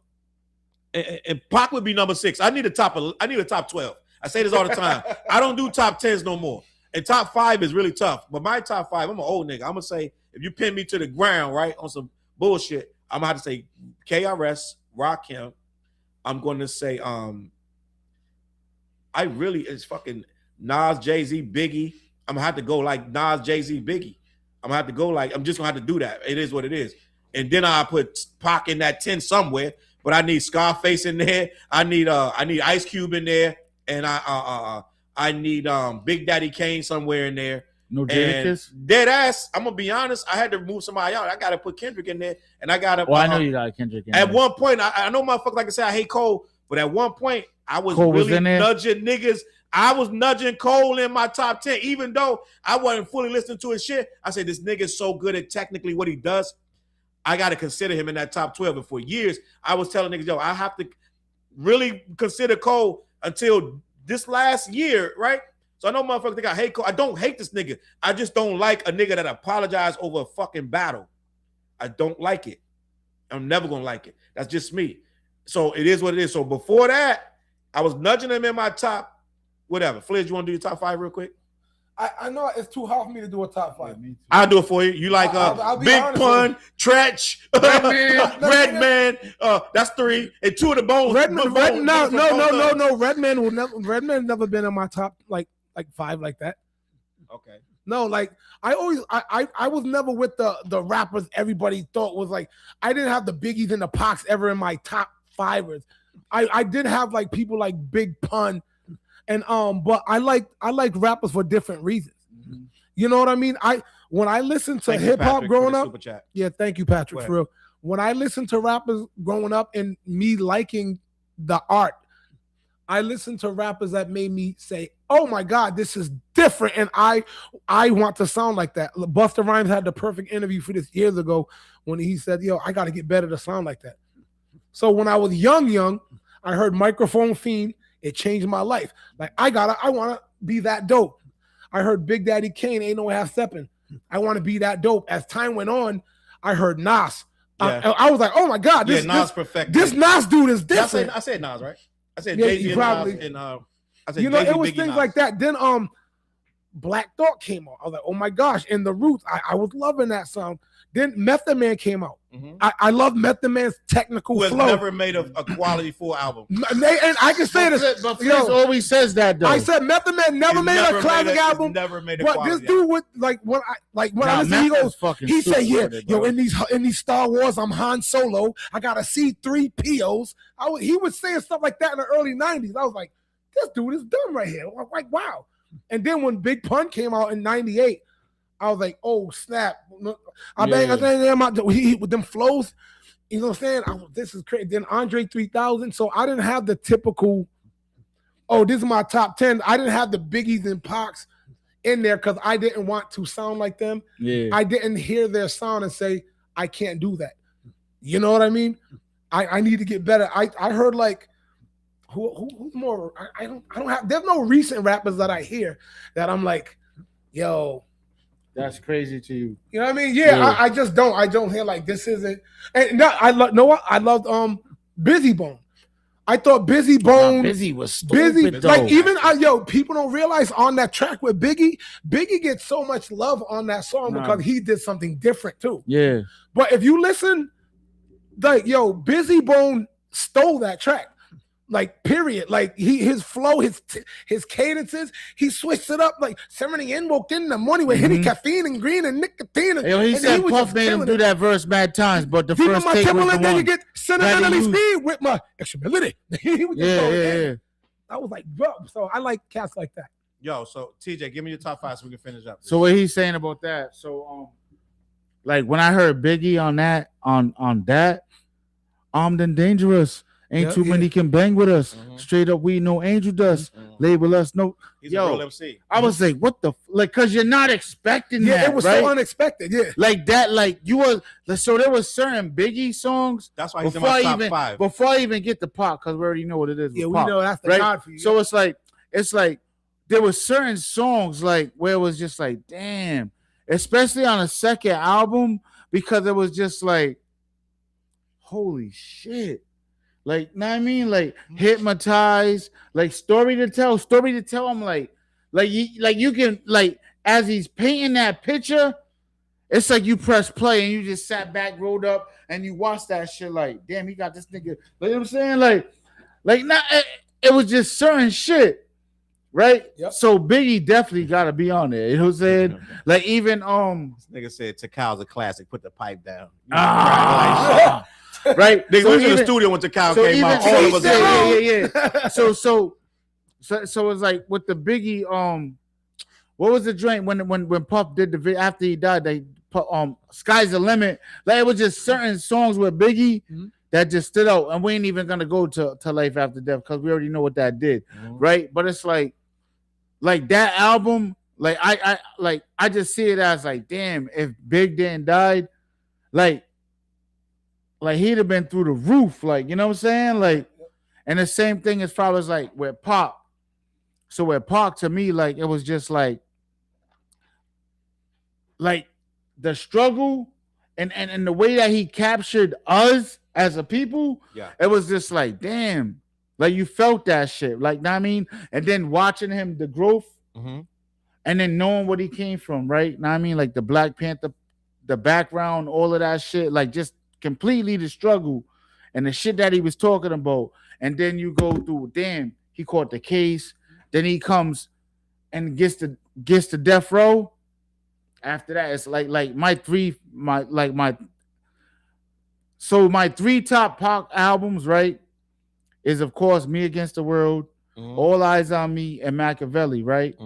But then when you go before that, Machiavelli, my favorite Pac. Yeah. That's. So it's like, but when you go before that, it's the statements that he was making with those singles. That I'm saying, like the big records that you know from Pac, it was just like, oh shit. Like it was just shit that you wasn't expecting. Brenda's Got a Baby, like you're not expecting nobody do a song like that. You know what I'm saying? So then you got like with me, like it's just certain rappers. You know what I mean? Like my shit always changes, but it's always them two right there. Right. Yeah, Even at the core, It's like, gonna fluctuate. like, but even at the core of everything and knowing as we watch that shit. Yeah. If you're a real hip hop head, your list gonna fluctuate. Yeah. So it's like five. we watched that era where it's just like the drama on both ends. It was just like, damn. You know what I mean? But and then you go to Hove. Like after all of that was over, That's crazy. it was just like, damn, the God, like, you know what I'm saying? Like you cannot take that away from that man. Or not. You know what I mean? I didn't even get to that. I'm getting there, Chuck. Matter of fact, imagine a list that don't have Nas. It's kind Like, of know what I mean? So it's just like, it's like with Hove, it was just like with Reasonable Doubt, like if you wasn't on that type of time, everything went over your head until when you like years later, and then you was doing that type of shit, and then you go back and listen to it, and it was just like oh shit, like that's the shit he was talking about. You know what I mean? So and then with Nas, like it ain't hard to tell, bro. Like that's the struggle. Like just the picture of that first album, one of the greatest albums of hip hop. Mhm. And we was coming up in that era, so we related to that shit so much. You know what I'm saying? Like just watching that video, like it just captured the hood, like the energy, like, you know what I'm saying? Like it just captured all of that. So it's just like those certain albums. I don't really have like a top album, but it's just certain moments in hip hop. You know what I'm saying? Then you got Wu-Tang. Like Cash rules everything around me. Cream get the money. Like, know what I mean? Like it's just like, oh shit. Like that was like the first like time when you really broke down a word and just like you understood that shit. And then watching that shit, it was just like, oh shit. And then a lot of those records, those early Wu-Tang records, if people don't know, they really got broke out here in Rhode Island. They was out here a lot. You know what I'm saying? Like so I don't know. It's just certain albums that just, that's how I would put it. Like certain albums, certain moments. The Mobb Deep album, like I was going through that. I was in the hood, like, you know what I mean? Like, so like certain things related to me, like, you know what I mean? Like, especially that Purple Tape. You know what I mean? It's just like it's certain moments of hip hop. Don't know what for the me. Purple Tape even mean. Right. Hey, I want to address this comment that Vernon said. Y'all some haters on meth, LOL. Nah, we don't hate meth because we said he don't have a classic album. This is I can't even stress this enough. I don't know really if you poll all of hip hop, I'm going to say this probably 80%, 20%, 80% that it's not even hate. Meth has never dropped a classic album. Meth album, they make banging singles. He make memorable verses, memorable moments. Some of the biggest records in hip hop. All that I got. I mean, no, not that one. It's all that the one with Mary J. Blige. I was saying, but no, I'll be there for you. Keep it real. Right, the one that he left the remix. You're all I need. Who in this room didn't watch the Wu-Tang? You didn't watch the Wu-Tang show? I didn't watch the Wu-Tang. Watch the Wu-Tang show. They talk about. I did, but nigga, my dad is on the documentary. Because like, you see my dad all on that documentary. Resident One did it to do that remix, which made him bigger. The remix to all that I got is you. I mean, what's it called? All I Need. Mm-hmm. You're all I need. Right. So that's what Mary J. So right? I want to just wrap this up because I'm not leaving until we get to Baby King. But y'all some haters on meth. Vernon, it's not hate. Some stuff is fact. Just like the Wayne thing. Homeboy said a fact about Wayne. It's not hate. This is not hate. Method Man. When we was young, we put it every time we would sit down with a meth album. We would I'd run the store, come home, play the shit. You be all excited, worked up, and then you realize he didn't do it. Kenny Mack says it best. I see it. Kenny Mack's right here. Kenny Mack, Method Man got top verses, but not out. Facts. Like, yo, love Meth. Do y'all remember? Meth is the only one on the Biggie album, yo, the only feature. Like, and they crazy, like, you know what I'm saying? Like, to me, that's why I put Meth. Meth's always gonna be in my tops because of his spitting ability. He raps his ass off. But as his biggest fan, I can at least admit, like, the albums didn't go like that. Remember Tikal 2000? Mm-hmm. Not Tikal from 94, but Tikal 2000. I was like, oh, there's gonna be something. It was like, oh man, it's another one that's just not. But he rapped his ass off with the word. Which one? Tikal 2000. Yeah. That came with his Doc 2000 with Redman. Him and they was doing all this. But yo, do y'all remember the song? Tikal 2000 was worse than Tikal. Yeah, it was. Do y'all remember the but song that he did saying with, it's a classic? he's saying what he wants to. But it's his opinion though. He's entitled to it. They did a song with Boyz II Men. It was Method Man, Craig Mack, Boyz II Men, and Busta Rhymes. It was called Vibin', the remix. Method Man's verse on that was ridiculously dope. You know what I mean? Okay. That's how I know Method Man from these fire ass verses, but his albums didn't come together like he didn't put good albums together. You know what I mean? And Vernon said, coming off of Incident Wu-Tang was crazy. I believe that Takai was the next one, or it was either that or Old Dirty Bastard. Old Dirty Bastard got a classic. Yeah, I don't ODB. know. I think RZA took more care with ODB's album. He's like, ODB can't do this by himself. I think he let Meth do what he wanted to do. That Takai was, it's okay, Vernon. It got some joints on there, but yeah, it got some joints. They got some joints. Like that, the beats are so crazy. We was Wu heads. Hold on, TJ. We was Wu heads. We was in the studio recording our own shit. One of us came in with that shit. We stopped this. We paying 8 hours for this shit. We stopped the session, listened to the whole Takai on our own money, and we was Wu heads. We was like, it's all right. It wasn't that, gang. But go ahead. What I was gonna say is, right, what sold the Takai album is the lead single with Mary J. Blige. The Mary J. Blige, and then they won a Grammy, bro. Like, what album was Bring the Pain on? That's Bring the Pain on. That's the same album. Same album. One of the dopest videos you've ever seen. They had that other song. When I first stepped on the scene, nigga was petrified. Come back to the lab. Yep. Yo, but the beats are sub crazy on there and to me when I heard that, because my artistic side lit up, because there was no like kicks and snares in that beat. It was like, pass it over here. Vroom, vroom, vroom, Now and he just rapped on that. Didn't that album get destroyed in the flood? Yeah. I don't know. So the original album that Meth had, it did get destroyed in the flood. So we gotta give him some and he also said they had more crazier records than that. I'm sure. So like that Meth, that what we got was basically a rushed album. Got you. Side Dog said, and then and get the Side Dog. You bugging out. Go ahead, TJ, finish. And if you think about it, all of those Meth albums were probably rushed albums because of the star status that he was at the time. And he was always an anti-star. Yeah. He didn't want to be a star. That's why he messed his face up with one eye, this and that, because he didn't want to be a star. He dressed like a mummy and shit. Because he didn't want these girls loving him like that. Emilio said the problem with Takai was that the samples were either super obvious or too in your face. Nothing felt subtle on that album, but there were some bangers on it, no doubt. You got to think RZA was in a it was a rush album. Everything is destroyed. He out there got Diddy out there, all these people out there. He's like, I gotta make a banger because Meth is the method. He figured that Meth was he was the biggest commodity in the whole Wu-Tang. If Meth don't pop, we don't pop. Question. So he had to rush the joint and he had to use big samples. Go ahead. Did he do the album with him and Mary J? Like who produced that? Which version? There's two versions. Oh shit, you are right. Yeah, there's two versions to it. You know what I mean? Two versions of what? Of the song with him and Mary J. Yeah, because they did the other one. Mm-hmm. But he didn't want Diddy to do it. They did it behind his back. They did. RZA said no, but they did it anyway. Did he have anything to do with any of those records? What records? On Takai? No, I'm talking about because that's the one with Mary J. Like who produced that? Who produced that? He probably produced the second one, the bigger one. Because the first one was a very basic with a sword. The first one was RZA. All right, so the next one was remix is Diddy. It's Diddy. All right, so that's the one that we all know is Diddy. It's Diddy. All right, so that's where the problem became. That's not Diddy. That's RZA. RZA Diddy made the bigger record, which RZA was initially against because he wanted everything in house, everything Wu-Tang. But if you ever think about that, like the swords sound like they belong in that type of song. Like, you know what I'm saying? Like, respectfully. But I'm saying that was RZA's. Yeah, everything in house. Yeah, I mean, that was Wu-Tang at the time. Hummingbird said Meth Incognito Mode was still hot. Stats said good thing Diddy did that remix. Yeah, it's good. So, I mean, we can talk about Meth all night. I'm sorry, the Side Dog said RZA, but he said that Meth is trash.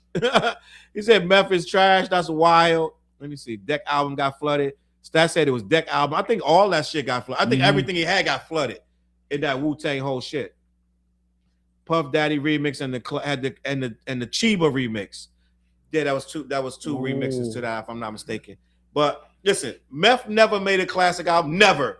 He made classic verses. To this day, he's spitting better than most of the game MCs in the game. Facts. Right?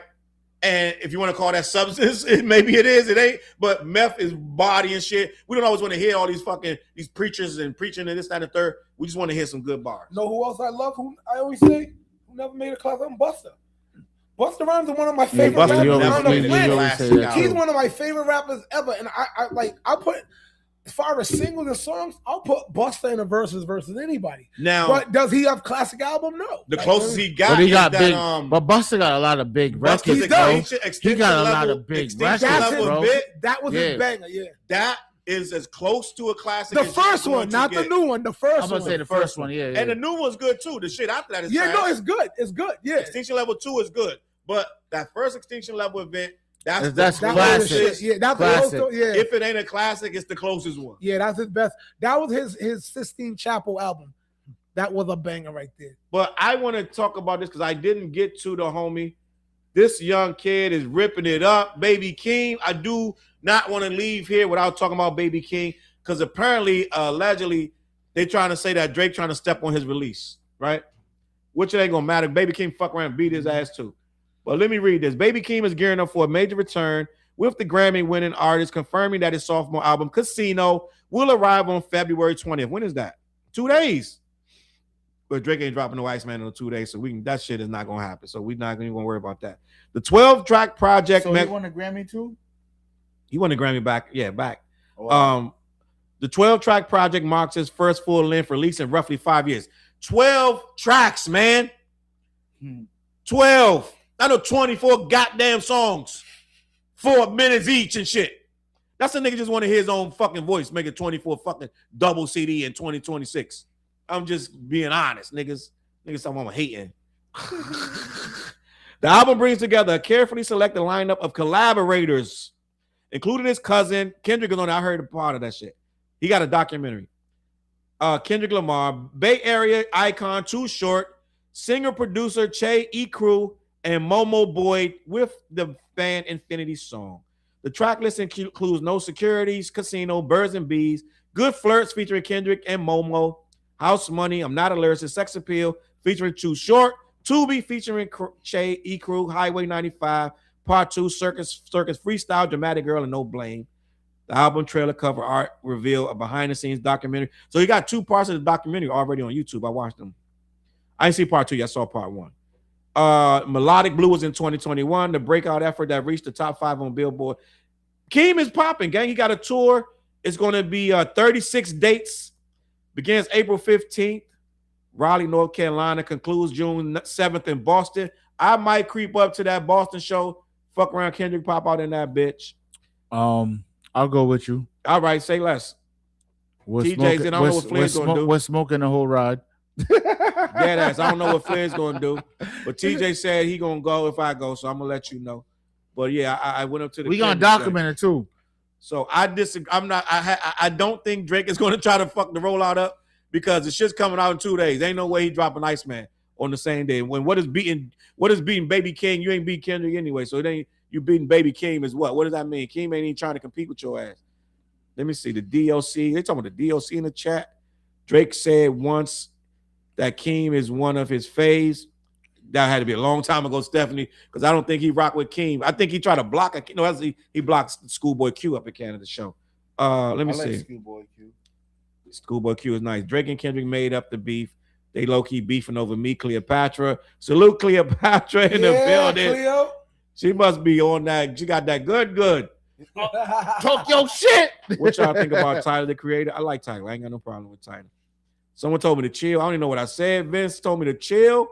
I don't know what I said. Drake still in the strip club making Iceman. They said Drake be at the clubs with headphones on writing. I don't know how you can do that because I can't concentrate in no club. You're stupid. I'm not even going to talk about you and DR. I'm going to get you in trouble. My bad. What happened to DR? What'd I do? See? He forgot about the red hair. Remember. No, see? He forgot about the red hair. Was there, so it couldn't have been too crazy.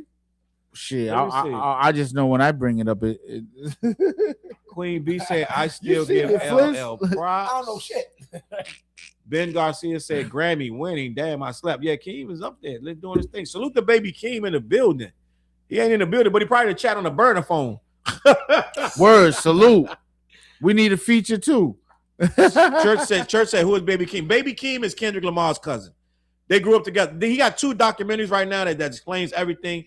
From they got home videos from when he was a little baby. They literally grew up together in a house, like mad fucking people in the same house. So I would say watch that if you want to know more. Baby King, I like Baby King. Wait, where's the documentary at?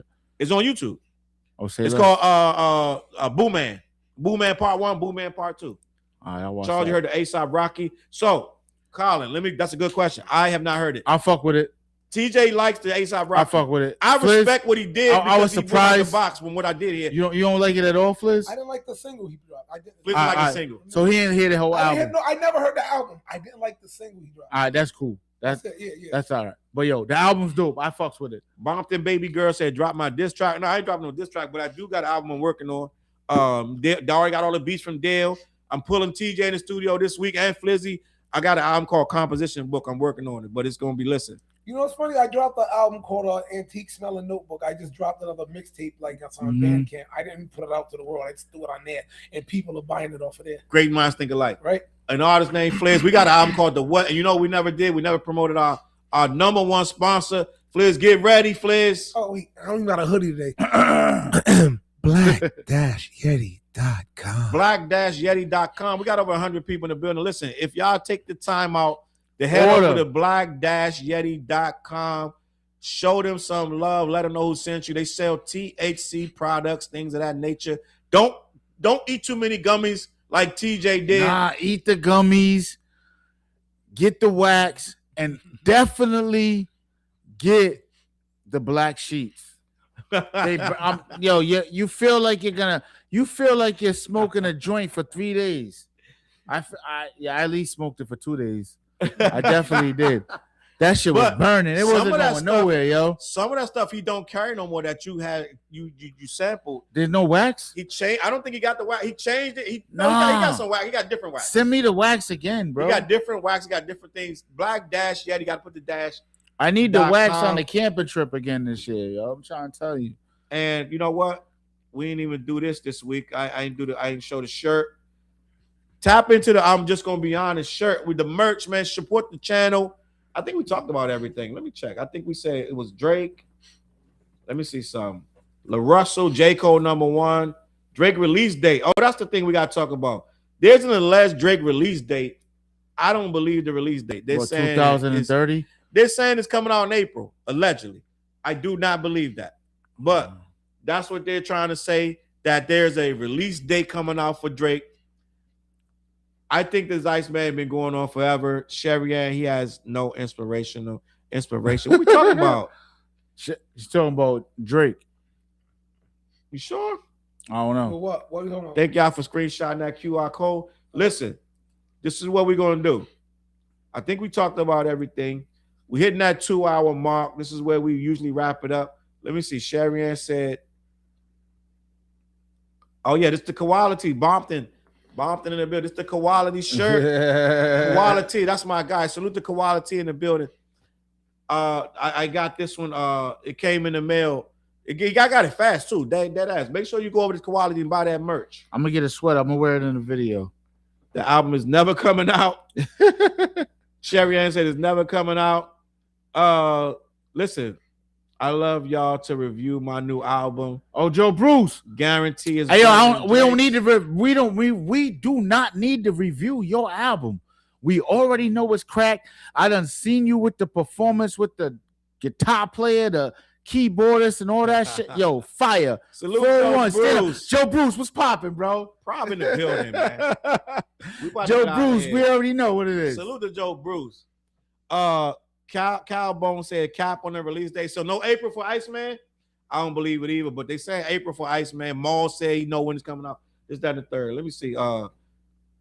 Iceman drops when Umar School opens. You know what's funny? Bruce, put that link in the chat, bro. So everybody can tap in with you. Listen, Joe Bruce is one of the dopest artists in our city, yo. He really get busy, you know what I'm saying? And he really puts on a show as well. His videos is crazy, like, know what I mean? Like, so tap into the bro, yo, for real. Salute to Joe Bruce. Put that link in there, bro. Dead ass, put it in there. I got a song with Joe Bruce. First got songs with everybody in the city. Yeah. Salute Joe Bruce. You know we dropped a song like 4 years ago together. Please put that link in there, Joe Bruce, man, for real. Let the people know. You got mad Fliz. We got mad Fliz collab. The What Project is on all streaming platforms. Me, TJ, and Fliz. We got a video called This That. I should show that shit before we leave. Peanut Butter Tim's is coming. Peanut Butter Tim's is cooking. Is in the final editing phases. I know a lot of y'all think that it's not coming. Somebody was in my chat today saying, where the damn video? Iceman drops when the Umar school opens. I saw a video that they said Umar opened the school. I don't believe it. I didn't even click it, but they saying that he opened the school game. So it was one of his videos. We need to go and take a class and see what's going on over there. Well, we ain't one of the people that he trying to scam. That school and the album in the ether then. Said that ass. Joe said, facts, Flizzy. We don't even give who's wanting this tone deaf ass album. We talking about the Iceman album. Gang, this gonna be a year of all possibilities. Maybe we will get Iceman. Maybe we will get everything we desire and more. Right? We got the fall off after 10 years. Mm-hmm. We got A$AP Rocky after 7 years.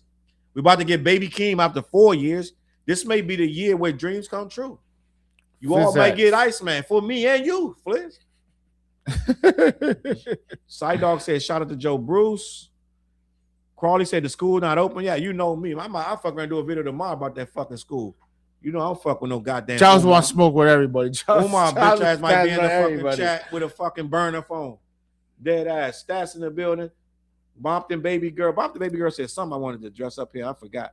Listen, man, we about to get out of here. Fliz got a 30-minute ride back home.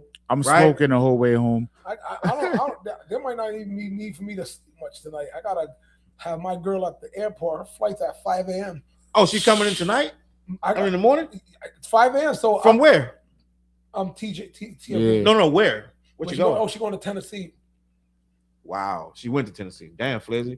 No, she's going. Well, you're dropping her. I gotta go home tonight, and just like by the time I get home, it'll be like 12:30 ish, and then we're gonna have to get up, get ready, and then I drive all the way to the airport, which is like a 45-minute to 50-minute drive from my crib. Yeah, you know what I mean. So I might not be sleeping too much tonight. Yeah, it is. So listen, man, Fliz, get home safe. Yep. Tell Danielle safe travels. We appreciate y'all watching another successful so she night. been roasting you in the group chat from OT? Because she's been talking her shit in the group chat. She's here. He's dropping her at the all right. My bad. Because, she's been talking her shit in the group chat. Our group chat is crazy. But that's my girl's love language is we talk shit. We talk grimy. And it's like when people don't understand, they come over to hear us. And it's like we talk like we straight fucking hate each other, but we just play like that. Like here's one of our biggest things. Here's one of our biggest things. I'm gonna let you guys know this, like, because you guys we're with you all the time. But I don't know if you heard this part. It's our new shit. We started following, not following. That's wrong. We started seeing this girl who has Tourette's. She's popular on TikTok and like Twitter, and she had this little quote where she was just talking to newscasters. She was like, "Butter your own biscuits, fat ass. Banana in your ass." And she just so we be just saying that to each other, like my girl, she'll look up and she go, "Why don't you butter your own biscuit, fat ass? If we want to do something, I'll do it." Like, you butter your own biscuit, fat ass, but banana in your ass. And we just go through some crazy shit. We don't have the context on that, so I don't know. You got is that a pause? It's a girl. Nah. It's a woman with Tourette's. It's a woman with Tourette's, and she just says this Tourette shit. And it's funny when you watch it, like, it's not a funny condition, but it's funny. Even she laughs about it. But she just did that to a guy who knew. She goes, "Butter your own biscuit, fat ass." Good night, Stats. Salute. Good night, Chapo. Good night, Kenny Mack. Good night, Zero Burn. I don't think Zero Burn was in the chat at all tonight. Salute, Zero Burn. Maybe I missed it. Miss Rock Kitty said good night. I'm okay over the school. What else? Queen B. Asiam said good night. Did I show it or not show it? Crawley said Umar is a psyop. That's a fact. Sherry Ann, good night. Hummingbird, good night. And y'all do know. Thank you, Hummingbird. That shirt weeks ago, so y'all motherfuckers will know that she. Okay. Hummingbird got that shirt. Yeah, Hummingbird. That's what's up. Dead ass. Y'all check out song Heartbeat. That's Substance. Dead ass. I appreciate you. We all got some good music, man. Joyce said another great show. Appreciate you. Stas said good night. Kenny Mack, Zero Burn. I was cooking while watching. Oh, yeah, we need a plate. Send us a plate. Dead ass. My kids don't even remember. But they was like, "Yo, Dad used to only cook meatloaf." I said I cooked a whole lot more than fucking meatloaf. Oh damn, they played you, Chuck. Yeah, they played me. I took my little. Kai can never say that. I'm ending on this story. I took my grandson to Chuck E. Cheese 2 days ago. And we had a great experience right till it was time to leave. And he went fucking nuts. Like, I don't want to go. I chasing around Chuck E. Cheese. He fighting me to get his coat on. It was a whole nightmare. Damn. So I don't know if he's going back to Chuck E. Cheese with us anymore. But I love him. Salute to my grandson. I love my baby boy. Both of them, man. We had a great time. You was with the oldest? Chuck E. Cheese. You was with the oldest? I took both boys. He's 3 and the other one's 1. So yeah, they told him, listen, when it's time to leave, don't give Pop no trouble. He said, I won't. And then he got nothing. Hey. I don't want to. So it is what it is, man. Salute to the baby boy, man. I can't stand that. You like the pizza? Chuck E. Cheese is better now, Fliz. You never liked the pizza, Fliz? I don't like Fliz, you like the pizza back in the day. I don't even, when do you ever see me eat pizza? It's a cheese pizza, Fliz. Like, pizza's not my thing. Nah. Matter of fact, he was at the video shoot. He didn't want no pizza though. I'm not a pizza guy. I don't know. It doesn't do anything. Charles is like, shit, I'm high. I'm gonna take these. But